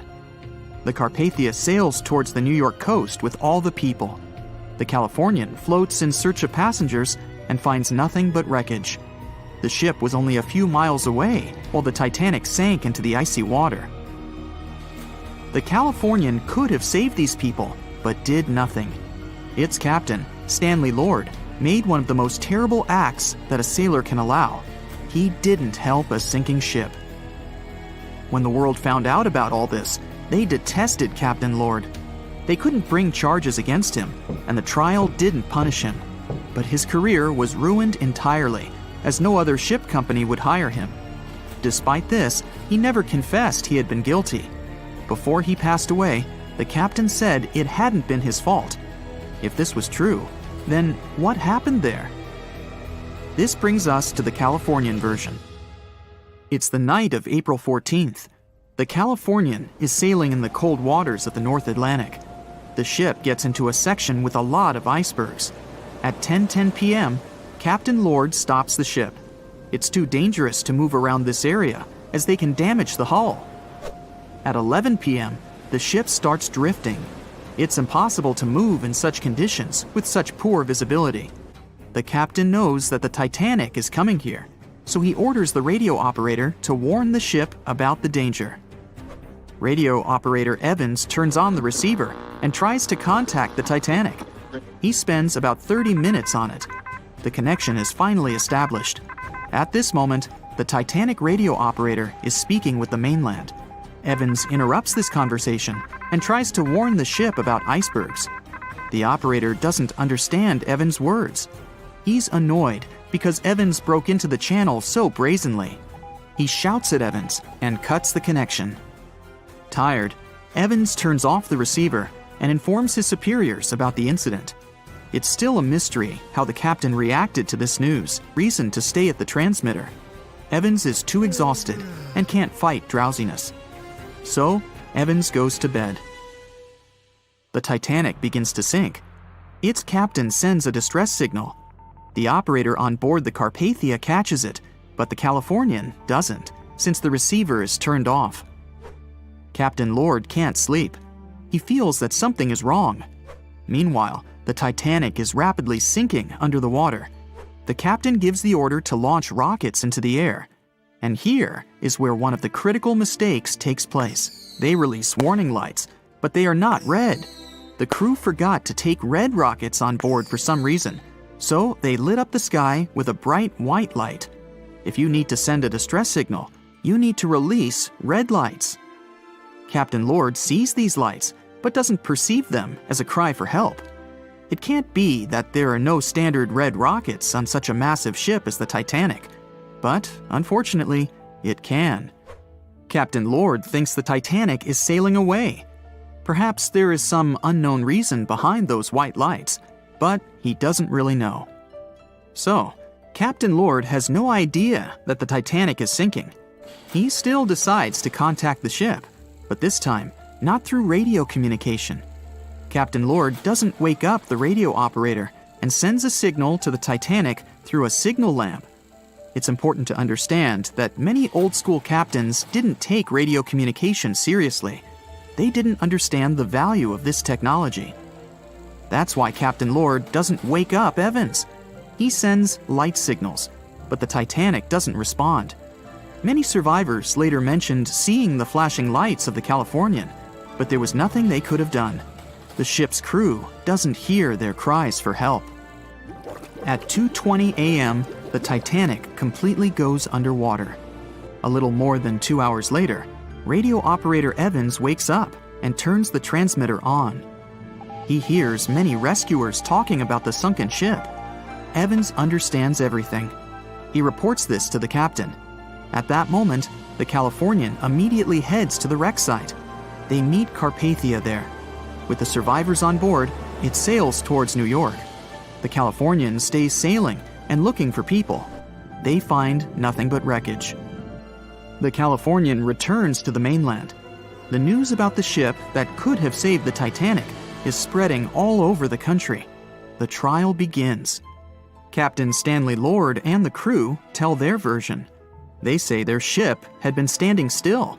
Many people don't believe them, and some of the surviving passengers claim to have seen the Californian sailing by. Still, the judge declares them innocent. 1962. Captain Stanley Lord is a very old man. He calls a notary to confess something. The captain makes his last remark about this case. He swears he's not guilty. But if it wasn't the Californian sailing past the Titanic at that moment, then what? The Samson theory could answer that question for us. The sealing ship Samson is sailing in the cold waters of the North Atlantic. The crew aren't sleeping. They carefully study the surroundings, but not because they're afraid of icebergs.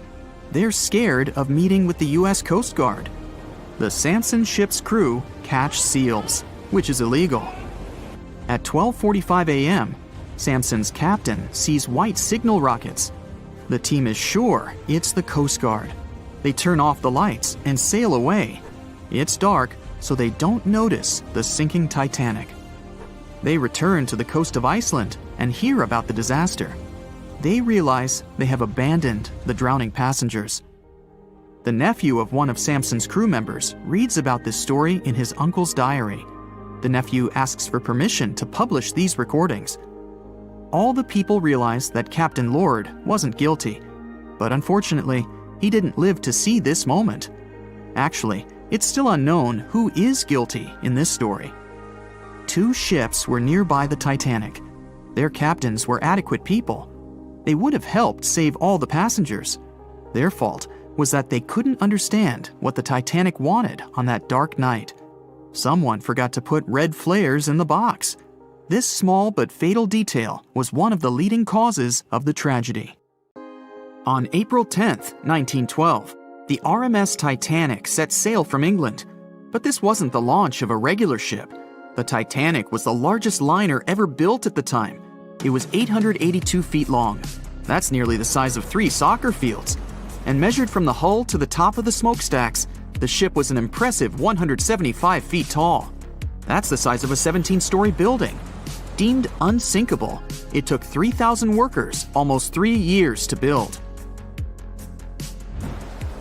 But a mere 4 days into its very first voyage, at 11:40 p.m., the ship collided with an iceberg and was lost beneath the waves of the Atlantic Ocean. It took the liner only 2 hours and 40 minutes to sink. And of more than 2,200 passengers and crew members on board, only 706 survived. The wreck would remain lost for another 73 years, hiding its many secrets within the frigid Atlantic waters. And if it wasn't for a man whose whole life had been devoted to exploring the sea, the giant ship might have remained lost for a lot longer. That man was Robert Ballard. As a child, Ballard was obsessed with the ocean. This fascination started when he was just 12 years old. That's when he watched a film adaptation of Jules Verne's science fiction novel 20,000 Leagues Under the Sea. It had everything to spark a young person's imagination, from adventure and strange creatures to a powerful underwater vehicle called the Nautilus. It could travel anywhere in the world you wanted to go. From that moment, life on dry land was no longer in Ballard's future. When he was 23, he was assigned to the Deep Submergence Group. There, he helped develop techniques to search the ocean floor. His biggest accomplishment was the creation of Alvin. It was a small, easy-to-maneuver submarine that could carry 3 people. It also featured an external mechanical arm designed to gather underwater samples while the crew remained safe and dry inside. Alvin the submarine quickly proved useful for a variety of tasks. For example, once it was used to track down an aircraft that had crashed into the sea. But the vessel experienced a series of setbacks. In one case, it was attacked by a swordfish, which caused the submarine to resurface quickly.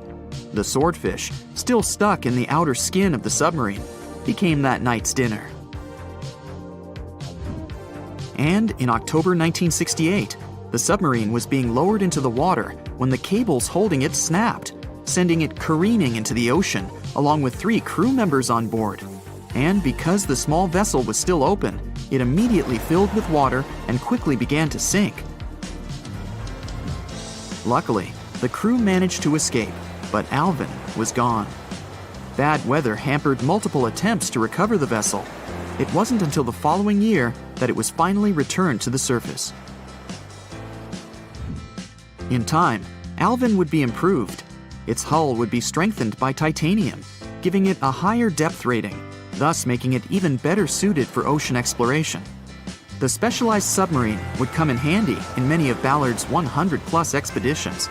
The man was one of the first to explore an underwater mountain chain called the Mid-Atlantic Ridge in the Atlantic Ocean. And when he found thermal vents in the Galapagos Rift in the late 70s, he also helped discover and document the process of chemosynthesis. That's a complicated chemical synthesis of food energy by bacteria. But his biggest discovery was still to come.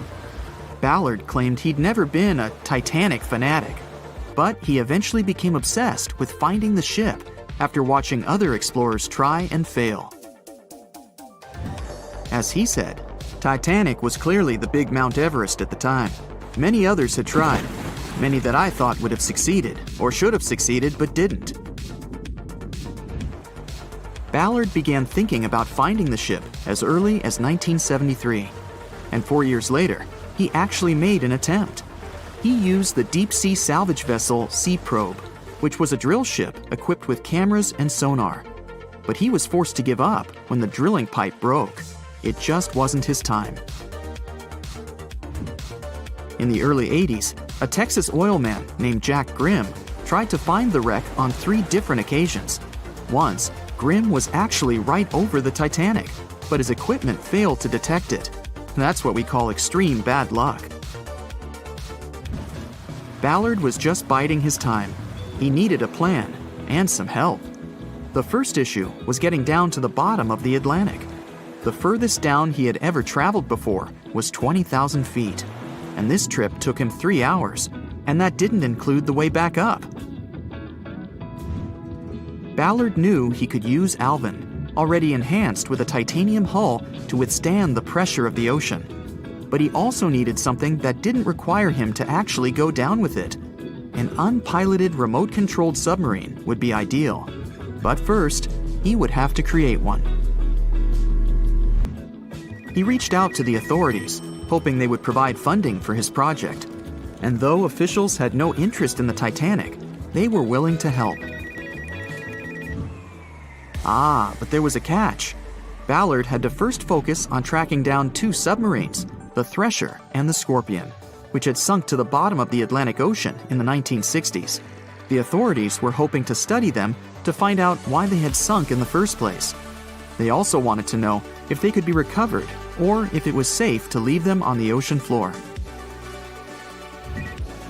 Only when he had successfully completed this task would he be free to use any remaining time on his contract to find the Titanic. With no other options for funding, Ballard took the offer. He got to work. First, he created 2 new devices. Argo was an unpiloted, deep-towed undersea video camera sled. It was designed to take photos and record videos from a series of cameras mounted on it. It could work at depths of up to 20,000 feet, and it could also explore nearly 98% of the ocean floor. Argo was supposed to be tethered to a boat. As the boat moved, Argo would be pulled behind, floating just above the ocean floor. The camera would then transmit images to the surface.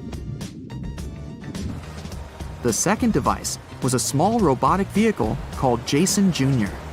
It was also controlled remotely, which allowed the crew inside a submarine, like Alvin, to get closer to and photograph underwater objects. Ballard was now ready. He knew he had to find those submarines quickly, and it didn't take him long.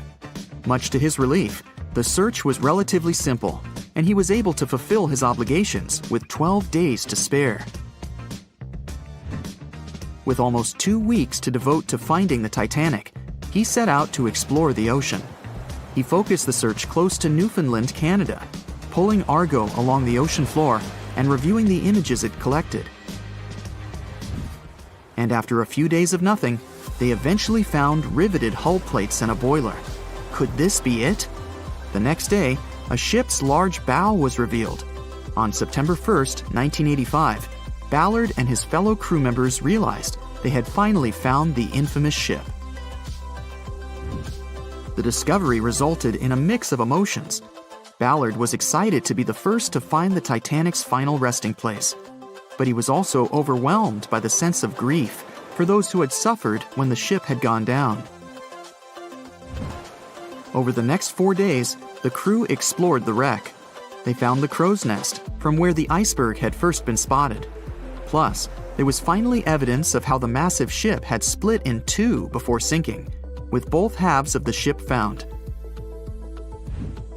There was furniture and dinnerware, and sadly, several leather shoes of those who hadn't made it to safety were scattered about the ocean floor. Ballard succeeded where others had failed and became an instant celebrity around the world. You'd think that locating the Titanic would be enough for one man, but not for Ballard. In 2019, he took on the challenge of solving another mystery, the disappearance of Amelia Earhart. Earhart had attempted to be the first woman to fly around the world. Unfortunately, she disappeared somewhere over the Pacific Ocean in 1937. She and her plane were never found. Ballard hoped that his luck with the Titanic would help with finding where Earhart had gone down, but his expedition failed to find anything. And though Robert Ballard has found more shipwrecks than anybody else, it's only the tip of the iceberg. It's estimated that there are over 3 million shipwrecks in the ocean, and Ballard has only located 100 of them. Now, in his late 70s, the man is hoping to encourage young people to continue his work of exploring the ocean and its many mysteries. In 1989, he started the Jason Learning Project to inspire grade school students to pursue science, technology, engineering, and math. He has his own research vessel called the EV Nautilus, after the name of the submarine in Jules Verne's novel, a fitting tribute to the story that inspired his career. The night was dark and scary. A few hundred people were sitting in lifeboats, not knowing what would happen next or what their lives would look like from that moment on. All they knew was the giant ship they had been sailing on just a couple of hours earlier disappeared in front of their eyes. They were alone, waiting for help. Is anyone even coming? They had no idea if the rest of the ships that were traveling relatively close to them had heard their call for help. There was nothing else to do but wait. The Titanic, an iceberg, and one night, April 14th, 1912. It's one of the most famous stories from modern history that everyone talks about, even now, more than 100 years later. The 16 lifeboats on board could only accommodate a little more than 50%, 1,178 people, of the total number of passengers that were on board. And many of them were still half empty. In one of them, there was a little 2-month-old girl, Milvina Dean, the youngest passenger on board the giant ship. Her parents had decided to leave England because they wanted to build a better life in the United States. Her father had some family in Kansas, and he hoped they could start their own business there. The Dean family didn't actually choose to be on board this giant legendary liner, but because of a coal strike, they got transferred there, so they boarded it at Southampton as third-class passengers. Milvina's father felt when their ship hit the iceberg on that cold and seemingly peaceful night. He immediately went up to investigate. When he saw that people were panicking and that the crew members were giving warnings on the actual danger of the situation, he rushed to their cabin to find his wife. He told her to dress the children and quickly go up on deck. The crew members gave the order to get the lifeboats ready and start transferring women and children there first. It was a chance for at least some family members to get to safety. Milvina, her mother, and her brother got in Lifeboat 10. They were among the first off the liner out of the 706 crew members and passengers who managed to escape the sinking ship. Later, the liner called Carpathia heard their call for help, came for the passengers, and took them to New York. Her father, unfortunately, stayed behind them and didn't manage to save himself.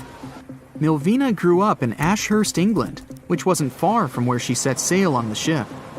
She spent her life working as a secretary and an assistant in small businesses in Southampton. She never married. Milvina always used to say she never spoke about the whole Titanic thing because she remembered nothing about it, so she didn't want people to think she was just drawing attention to herself. But in 1985, a French-American team got together and located the wreck of the Titanic. It was around 370 miles east of Mistaken Point, Newfoundland, in water that was more than 2 miles deep. That's when they confirmed the ship split in two. For decades, people believed the ship sank in one piece. They thought the only significant damage was the damage the hull got from its contact with the iceberg. In reality, it broke in half, right between its third and fourth funnels. It happened shortly before the ship disappeared under the surface of the water, and the whole thing, starting from the moment when they hit the iceberg, lasted around 2 hours and 40 minutes. People didn't pay that much attention to the Titanic until this team of researchers found the wreck. In the last year of her life, she sold some of her family's possessions at auction to pay for her stay in a nursing home. The items she sold also included a suitcase filled with clothes that her family caught pneumonia. She was the youngest of the 705 people that survived the whole event. The Titanic was the world's largest ship. Since it was so big, some thought the vessel should have had 4 exhaust stacks. But Thomas Andrews, the man who designed the ship, believed that only 3 were necessary. So, the Titanic basically had one purely decorative stack. 2,200 people were on board when the ship sank. There were 908 crew members, and the maximum number of passengers on board, which was 3,500. As you probably saw in the movie, there were different classes of passengers. The estimated overall wealth of those in first class was about $500 million, and researchers estimated $6 million worth of things went down to the ocean bottom, together with the ship. In first class, this liner was a place of luxury. It had 4 restaurants, 2 libraries, 2 barber shops, reading rooms, and a photographic darkroom on board. There was also a heated swimming pool, but only first-class passengers could use it, at a price of 1 shilling a time. The ship also had Turkish baths and electric baths, and passengers could use each for 4 shillings at a time. The cost to build this massive giant was $7.5 million, but that was back in 1912. Today, it would be about $200 million. First-class tickets cost $2,560 at the time, which is today's equivalent of $61,000. What would you get in these expensive cabins? A sitting room, 2 bedrooms, 2 wardrobe rooms, and a bathroom. Would you pay that much for those luxuries? Teams of researchers still haven't explored many areas on the Titanic. It's still very, very hard to access them with underwater vehicles. There was a lifeboat drill scheduled for the same day the Titanic sank, but it was called off for some reason. The crew had done just one lifeboat drill, and that was when the ship was still docked. But even if the crew members had been properly trained and each lifeboat had been filled, the capacity was still not enough to save each and every passenger. The Titanic was the biggest movable object in the world at that time. On May 31st, 1911, its immense hull made its way down the slipways and ended up in the River Lagan in Belfast. Over 100,000 people were there to see the launch, which took just a little more than a minute and went off without a hitch. The people who were in charge of the ship immediately towed the hull to a mammoth fitting-out dock. Thousands of workers spent most of the next year there working hard, building the decks and constructing all those luxury interiors that gave the Titanic its specific look. They were also installing the 29 giant boilers that would power the ship's 2 main steam engines. All that to get the title Unsinkable. The ship had more than just one fatal flaw. You may have heard of one of its design flaws. The airtight bulkheads weren't completely sealed on top.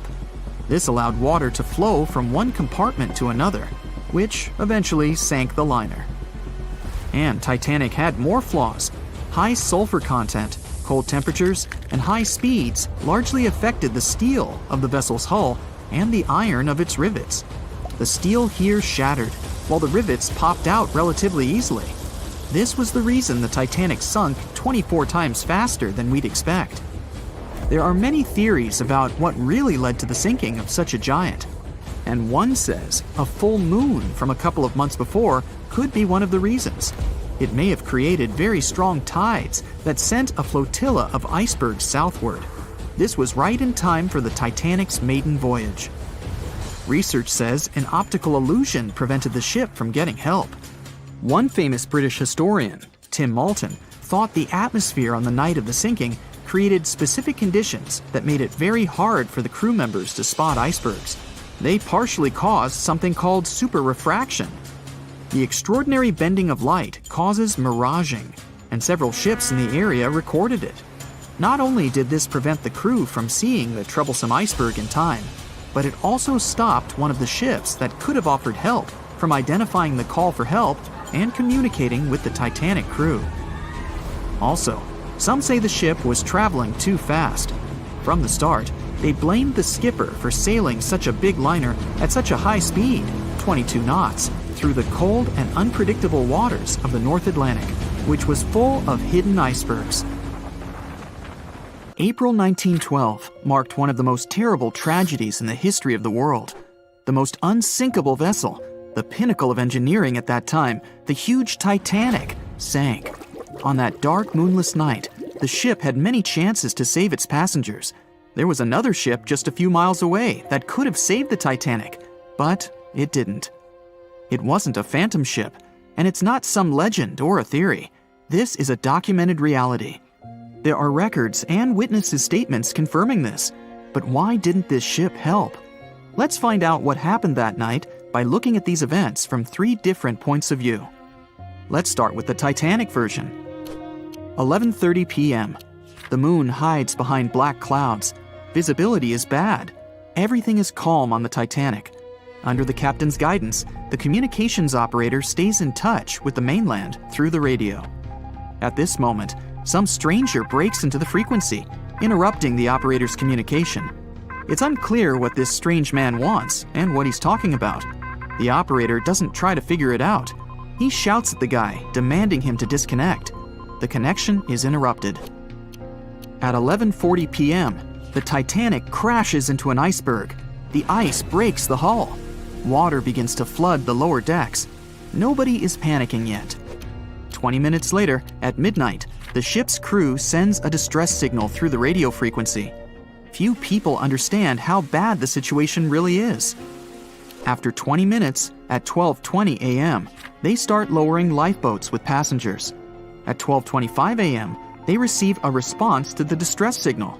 This is RMS Carpathia. Their captain reports they're already sailing at maximum speed towards the Titanic. But the problem is that the crash site is 58 miles away. This means Carpathia will only be here in 4 hours. At 12:45 a.m., the sinking ship's crew release rockets into the air. These flares are one of the main reasons for the terrible fate of many passengers, but more on that later. 90 minutes later, the Titanic's deck breaks and the ship dives underwater. At 4:10 a.m., the Carpathia finally arrives at the shipwreck location. The crew members make heroic efforts to save all the people. They take 705 survivors on board. At this moment, another ship appears. It's SS Californian. The Carpathia sails towards the New York coast with all the people. The Californian floats in search of passengers and finds nothing but wreckage. The ship was only a few miles away while the Titanic sank into the icy water. The Californian could have saved these people, but did nothing. Its captain, Stanley Lord, made one of the most terrible acts that a sailor can allow. He didn't help a sinking ship. When the world found out about all this, they detested Captain Lord. They couldn't bring charges against him, and the trial didn't punish him. But his career was ruined entirely, as no other ship company would hire him. Despite this, he never confessed he had been guilty. Before he passed away, the captain said it hadn't been his fault. If this was true, then what happened there? This brings us to the Californian version. It's the night of April 14th. The Californian is sailing in the cold waters of the North Atlantic. The ship gets into a section with a lot of icebergs. At 10:10 p.m., Captain Lord stops the ship. It's too dangerous to move around this area, as they can damage the hull. At 11 p.m., the ship starts drifting. It's impossible to move in such conditions with such poor visibility. The captain knows that the Titanic is coming here, so he orders the radio operator to warn the ship about the danger. Radio operator Evans turns on the receiver and tries to contact the Titanic. He spends about 30 minutes on it. The connection is finally established. At this moment, the Titanic radio operator is speaking with the mainland. Evans interrupts this conversation and tries to warn the ship about icebergs. The operator doesn't understand Evans' words. He's annoyed because Evans broke into the channel so brazenly. He shouts at Evans and cuts the connection. Tired, Evans turns off the receiver and informs his superiors about the incident. It's still a mystery how the captain reacted to this news. He probably thought the Titanic knew about the danger. He lets Evans go to bed. If Evans hadn't turned off the radio and waited 1 hour, he would have heard a distress signal from the Titanic. But you shouldn't blame him. At this point, he has no official reason to stay at the transmitter. Evans is too exhausted and can't fight drowsiness. So, Evans goes to bed. The Titanic begins to sink. Its captain sends a distress signal. The operator on board the Carpathia catches it, but the Californian doesn't, since the receiver is turned off. Captain Lord can't sleep. He feels that something is wrong. Meanwhile, the Titanic is rapidly sinking under the water. The captain gives the order to launch rockets into the air. And here is where one of the critical mistakes takes place. They release warning lights, but they are not red. The crew forgot to take red rockets on board for some reason, so they lit up the sky with a bright white light. If you need to send a distress signal, you need to release red lights. Captain Lord sees these lights, but doesn't perceive them as a cry for help. It can't be that there are no standard red rockets on such a massive ship as the Titanic. But, unfortunately, it can. Captain Lord thinks the Titanic is sailing away. Perhaps there is some unknown reason behind those white lights, but he doesn't really know. So, Captain Lord has no idea that the Titanic is sinking. He still decides to contact the ship, but this time, not through radio communication. Captain Lord doesn't wake up the radio operator and sends a signal to the Titanic through a signal lamp. It's important to understand that many old-school captains didn't take radio communication seriously. They didn't understand the value of this technology.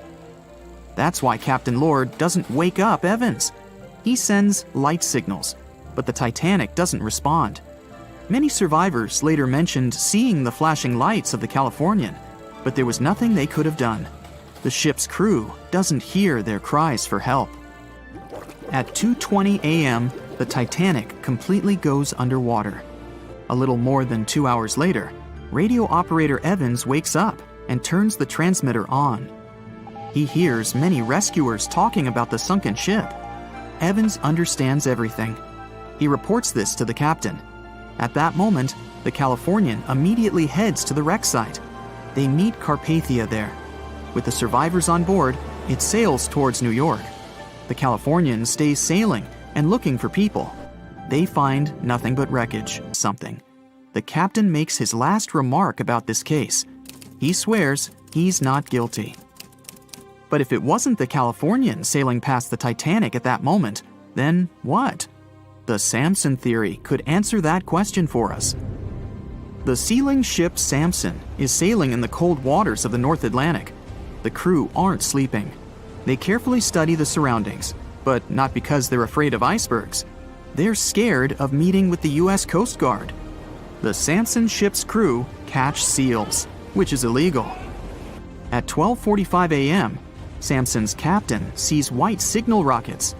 The team is sure it's the Coast Guard. They turn off the lights and sail away. It's dark, so they don't notice the sinking Titanic. They return to the coast of Iceland and hear about the disaster. They realize they have abandoned the drowning passengers. The nephew of one of Samson's crew members reads about this story in his uncle's diary. The nephew asks for permission to publish these recordings. All the people realize that Captain Lord wasn't guilty, but unfortunately, he didn't live to see this moment. Actually, it's still unknown who is guilty in this story. 2 ships were nearby the Titanic. Their captains were adequate people. They would have helped save all the passengers. Their fault was that they couldn't understand what the Titanic wanted on that dark night. Someone forgot to put red flares in the box.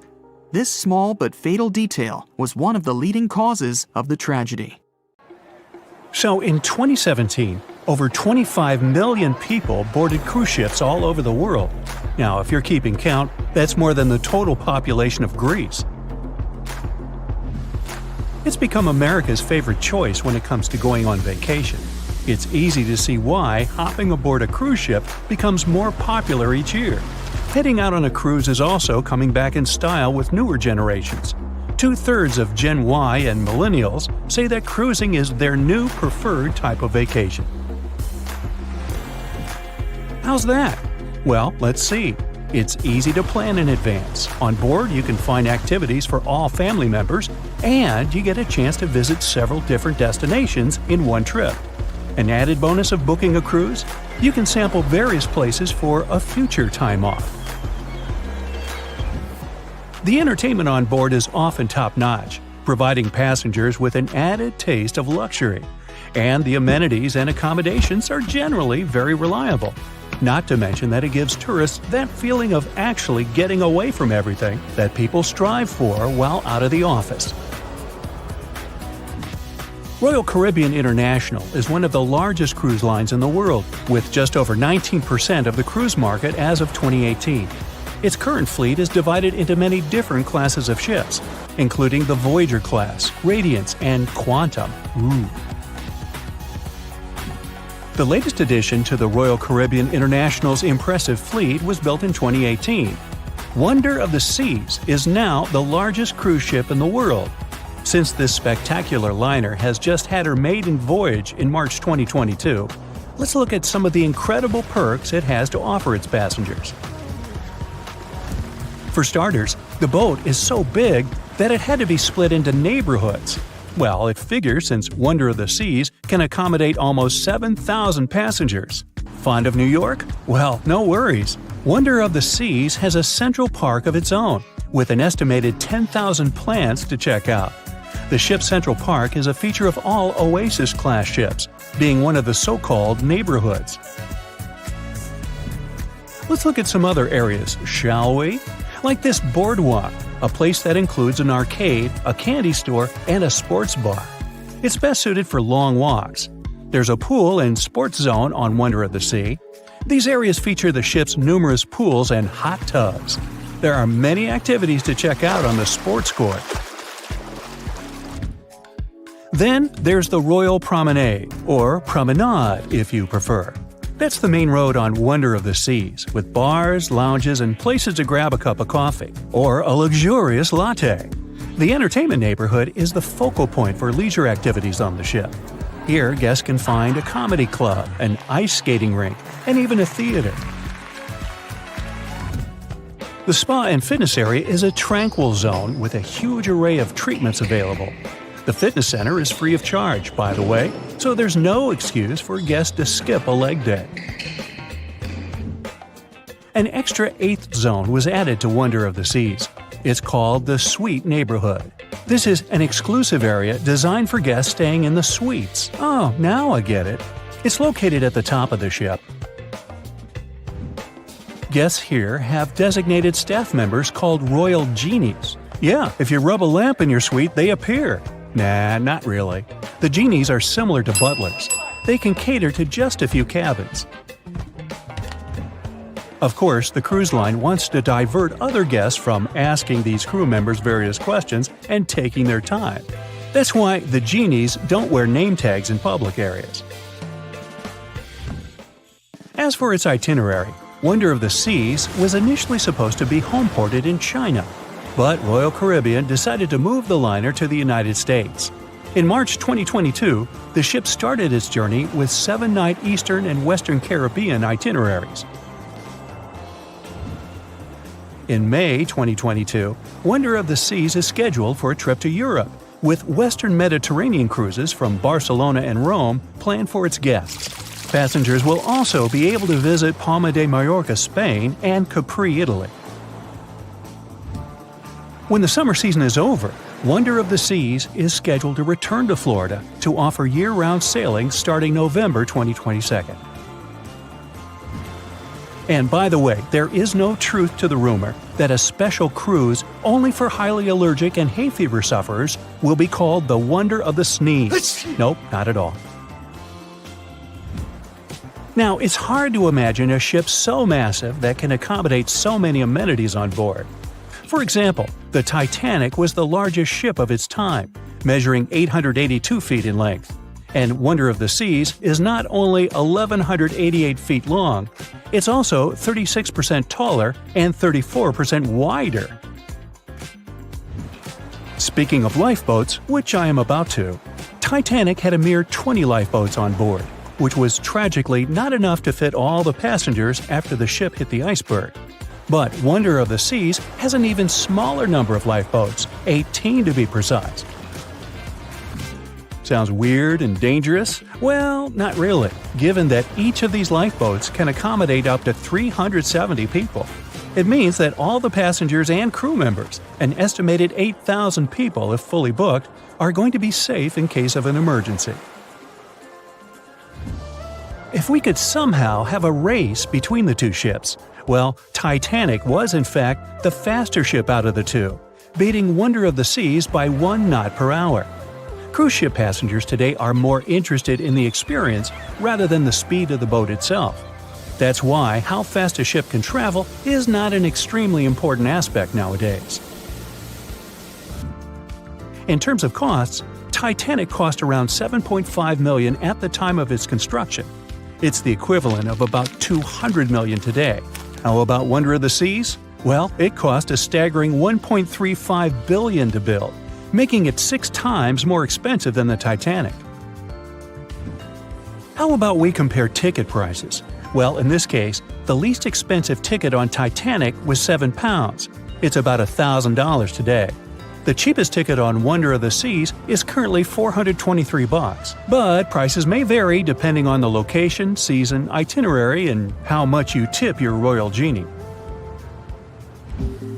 And I know you were going to ask, how about icebergs? Well, Titanic steamed in the frigid North Atlantic, where you had to be on the lookout for those. Wonder of the Seas will be cruising the balmy Caribbean, where the worst thing you can hit on is 17 and blackjack. Oops, busted. Anyway, set side by side with its other sisters from the Royal Caribbean fleet, Wonder of the Seas is equally as impressive. The company's earliest ships could host about 2,500 people. This included passengers and the staff. Such ships were Splendor of the Seas, Legend of the Seas, and the smallest of them all, Thumbelina of the Seas. No, wait, that should be Empress of the Seas. Oops, my bad. The largest ships in the company's fleet can now house about 9,000 people altogether. That's almost 3 times the size and capacity of the earlier liners. Wonder of the Seas is one of them, as well as Harmony of the Seas and Symphony of the Seas. Are you seeing a pattern here? Yep, if you ever encounter a ship with "of the Seas" in its name, it's safe to assume it belongs to Royal Caribbean. But if it's a can of tuna, it might actually be Chicken of the Sea. Hey, I like tuna. Now, choosing between cruise ships based on their size is like wondering if you should visit your local museum or the Louvre in Paris. It all depends on your preferences. Some families prefer small settings. Others are fan of large spaces that can provide everything they need. Historically, it's equally as exciting how far we've come in terms of maritime transportation. The SS Royal William, for example, was the first boat to ever make a transatlantic voyage almost entirely steam-powered in 1833. And it was a mere 160 feet long and could house roughly 155 passengers. And if the seas were calm, then they were housed less roughly. Similarly, the first modern megaship in the world was the MS Sovereign of the Seas. Launched in 1987, it was only 888 feet long and could carry a little under 3,000 passengers. Size and capacity are not the single improvements added to newer cruise ships out there. Recent technological developments in artificial intelligence and facial recognition have allowed cruise operators to ensure faster, smoother boarding for passengers. If, in the past, it took from 60 to 90 minutes for all passengers to board a ship, nowadays, cruise ship operators manage to get people comfortably settled in less than 15 minutes. Now, I'm sure you're already eager to book a ticket, but let's look into some of the more interesting activities you can try on board Wonder of the Seas. This way, you'll know what you're getting yourself into. All Royal Caribbean ships have loads of artworks available for their guests to enjoy. But Wonder of the Seas goes above and beyond, even featuring statues of astronauts in key locations around the ship. You'll find the first astronaut looking through the glass at the promenade, while a second one is busy rock climbing at the boardwalk. The third and last astronaut is more of a movie fan. This statue can be found near the movie screen sitting area. Going astronaut sightseeing is proving to be quite the experience among guests. In the areas with no access to sunlight, Wonder of the Seas features virtual balconies. In case of bad weather, guests can still have a feeling of the outdoors, but without having to hide from wind or rain. Teenagers have a place of their own reserved on the ship. There's a special club with a private hot tub, selfie area, games, and comfortable seating. The inside part of this club features a vending machine, an interesting collection of literature, and tables for foosball. Well, sign me up. Meet Arthur John Priest. No, he isn't famous for being a painter or for discovering some long-lost treasure. He didn't invent some cool gadget or break any world records.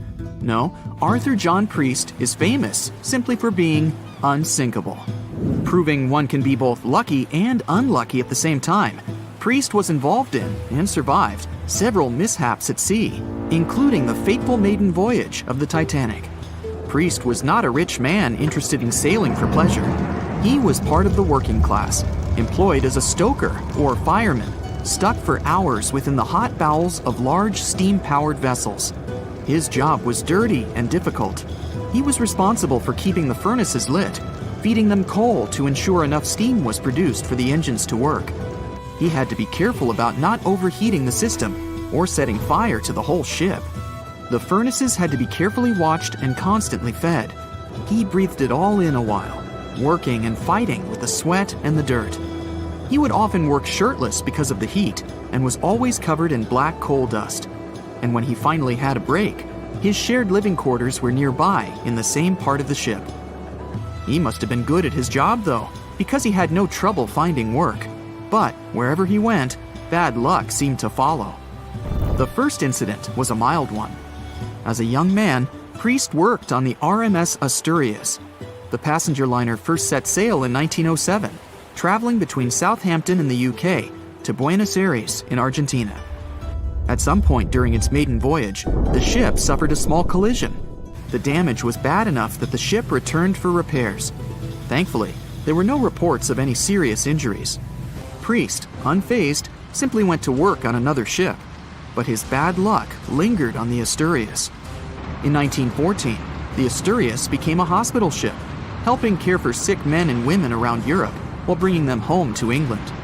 But in March 1917, at just around midnight, the ship was struck by a foreign object. Its hull was breached and the engine room flooded. The captain ordered everyone to abandon the ship, sending crew, patients, and health staff scrambling for the lifeboats. The vessel was still moving, powering through the water because the main controls, located within the flooded engine room, could not be turned off. The captain refused to leave the ship while people were still trying to escape. He was able to aim the Asturias towards Bolt Head, where it finally hit land and couldn't sink. The remaining lifeboats were lowered and the final survivors made it to safety. When they studied the damage on the ship later, the Asturias was declared a total write-off. It might be hard to pin this particular disaster on Priest. After all, he wasn't even on the ship at the time. But it seemed that many of the ships on which he served were destined for trouble. His bad luck followed him to his next job on the RMS Olympic, a massive ocean liner. The Olympic was big. In fact, it had been designed and built as part of the fleet that included the Titanic. But with size came sacrifice. The Olympic was great at moving in one direction, but very difficult to handle when it needed to turn. It was September 1911. The Olympic was trying to alter its course. The Hawk, a smaller ship sailing nearby, didn't give the larger vessel enough room to maneuver, and the two slammed into each other. Because the Hawk was engineered to deal with potential confrontations when out at sea, its reinforced bow tore through the Olympic. Two large gashes appeared on the ocean liner's side. The propeller shaft was badly twisted, and worse, the ship began to take on water. Somehow, the Olympic made it to shore without sinking, and nobody was seriously hurt. Priest had no idea that this was just a small taste of what his future held for him. He next found employment on a brand new ship, a better ship, an unsinkable marvel that was said to be the biggest vessel to have ever been built. Yes, he was going to work on the Titanic. And what a job! It took 29 boilers, requiring 850 tons of coal a day to produce enough steam to power the Titanic. Priest was just one of 150 stokers toiling away in the ship's underbelly, keeping those fires burning day and night. He made around $30 a month. But on April 14, 1912, he would find himself flung from a world of extreme heat to one of blistering cold. At approximately 11:35 p.m., the crew spotted an iceberg. The Titanic tried to avoid it, but the alarm had been sounded too late. 5 minutes later, the two collided. The iceberg tore through the hull, and the once watertight compartments inside were badly ruptured. As the cold Atlantic water flooded in, the ship began to sink. Distress signals were sent, but the closest ship, the Carpathia, was over 3 hours away. In the dark of night and stuck in the middle of nowhere, the crew and passengers panicked. Those who could scrambled for the lifeboats. Others jumped into the icy waters. In total, only 706 survived that terrible night. Priest, at the time of the collision, was down in the ship's lower quarters. He was on break, relaxing from a hard day of work. And as the ship went down, so did his chances of survival. He and his fellow workers were in the most dangerous position on the ship. They had to make their way through a maze of corridors and gangways, some of which were flooded, in a mad dash to the deck. And then they faced the frigid water, jumping in and desperately swimming to safety. The ocean was so cold that Priest even suffered frostbite before finding his way onto a lifeboat. He was one of only 44 stokers to survive that night. After an experience like that, most of us would never set foot on a boat again. But Priest had to work. His next job also ended in to make it to safety. He was badly wounded in the process. But he kept pressing his luck. and his next job as a stoker may have felt eerily familiar. He would be working on a ship built by the same people behind both the Olympic and the Titanic. And this ship, named the Britannic, was the biggest of the three. It was also believed to be a superior vessel, fitted with new safety features after the Titanic sank. For example, it had 48 open lifeboats, 46 of which were the largest ever used on a ship before. 2 of these were even motorized and equipped with special communication devices. The good news? The Britannic survived its first trip without incident. It was already doing better than the Titanic ever did. However, on November 21st, 1916, the Britannic was shaken by a loud explosion while traveling through the key channel in the Aegean Sea. The hull was damaged, and some of the compartments began to fill with water. But, unlike the Titanic, the Britannic had been designed for just such an emergency. It had been fitted with 5 watertight bulkheads. Intact, these would help keep the ship safe and floating for a much longer period of time. But there was one issue. Portholes along the lower decks had foolishly been left open. As the ship tilted, the portholes let in water, which flooded the Britannic and hastened its descent into the sea. This effectively made those watertight bulkheads useless. The ship was going down fast, much faster, in fact, than the Titanic had sunk. 35 of the lifeboats were successfully launched, saving most on board. Of the 1,066 passengers and crew, 1,036 survived. Priest, his luck intact, was one of them. And yet, he still wasn't done with a life at sea. He accepted a position as a stoker on the Donegal. It was a smaller passenger ferry that had been converted for use as a hospital boat.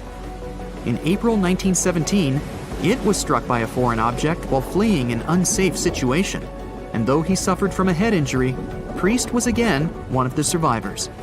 It took experiencing 2 collisions and 4 sinkings before Priest was finally ready to retire. In fact, he reportedly said he only gave it up because no one wanted to sail with him. Can you blame them? He would live out the rest of his life on dry land in Southampton, England, with his wife Annie and their 3 sons. But Arthur John Priest would always be remembered as the unsinkable stoker.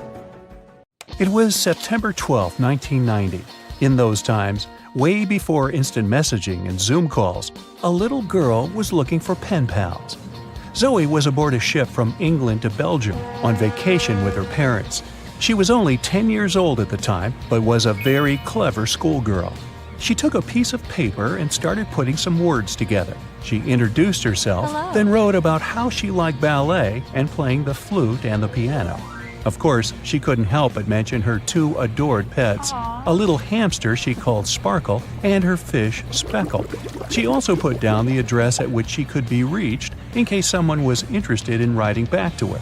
But alas, she was at sea. Who could she send this message to? An interesting idea came to her mind. She carefully placed her letter in a plastic bottle, tightly closed the lid to protect it from the water, and threw it into the sea.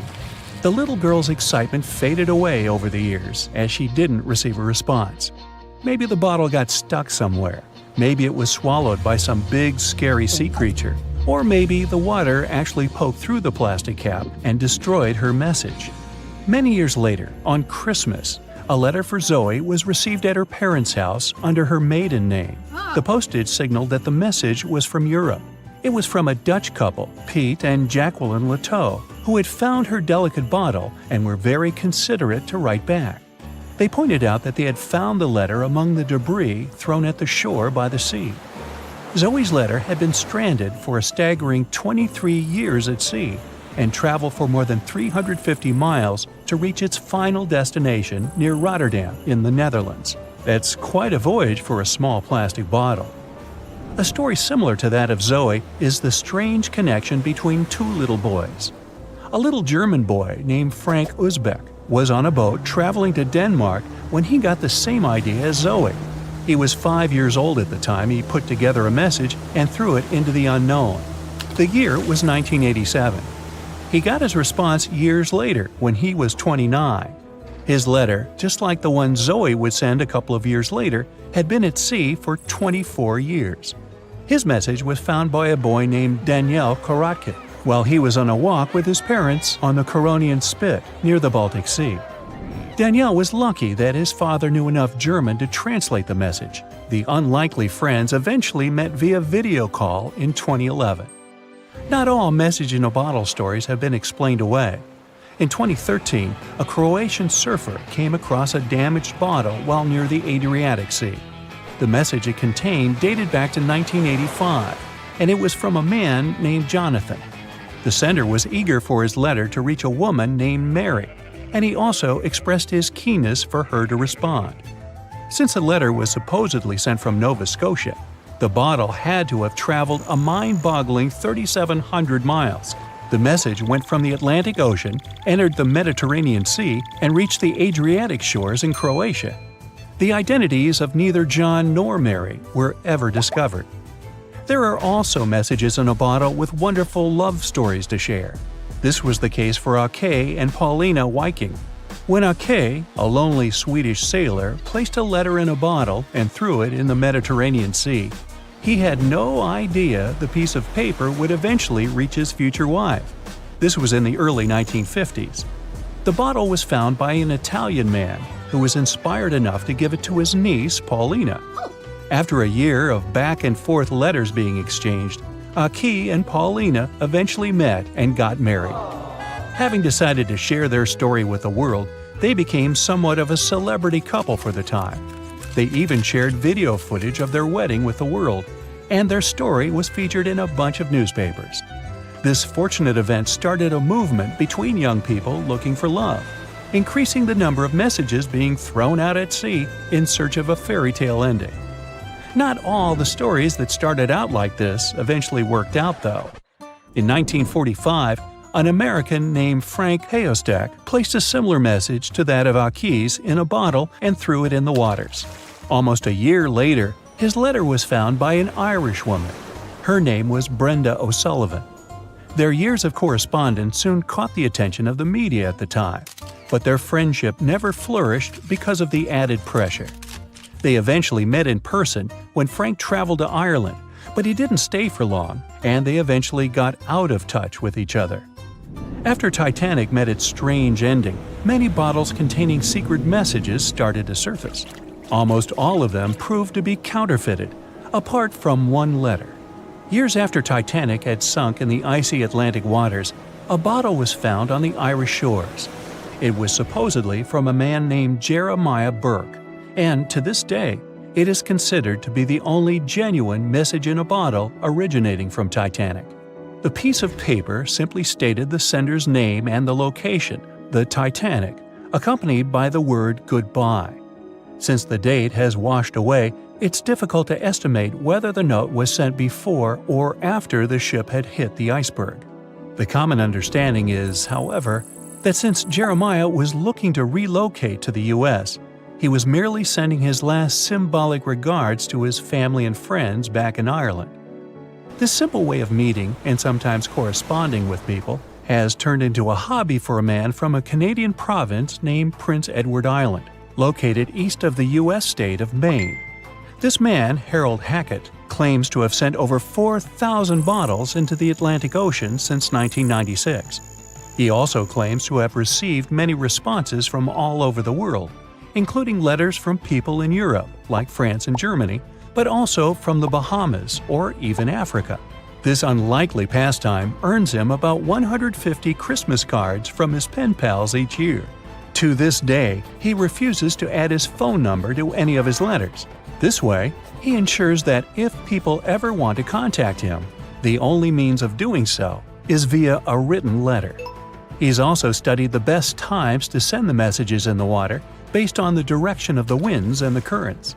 Now, some bottles spend a whole lifetime at sea after being cast away by their sender. It was the case for a British man that wrote a message and placed it into a bottle before throwing it in the English Channel in 1914. His name was Thomas Hughes, and he wanted to direct the message to his wife, but was polite enough to write a letter to whoever got their hands on the bottle first, asking them to redirect the piece of paper accordingly. The bottle didn't reach his wife, since it was found 85 years later on the Essex coast. The man that stumbled upon the bottle was kind enough to reach out to the family and place the message in possession of Thomas's daughter. And 85 years isn't the longest time for a small bottle to be cruising the waves. A scientist named Hunter Brown was studying currents in the North Sea when this idea came to his mind. He placed the same message in almost 2,000 bottles and requested the unlikely recipient that they write back with the location of their discovery. He thought this method would help him better understand the layout of the North Sea currents. A bottle was found about 11 miles from its original departing location after 97 years. To this day, more than 300 of the original bottles relating to Hunter Brown's project eventually made it to the shore.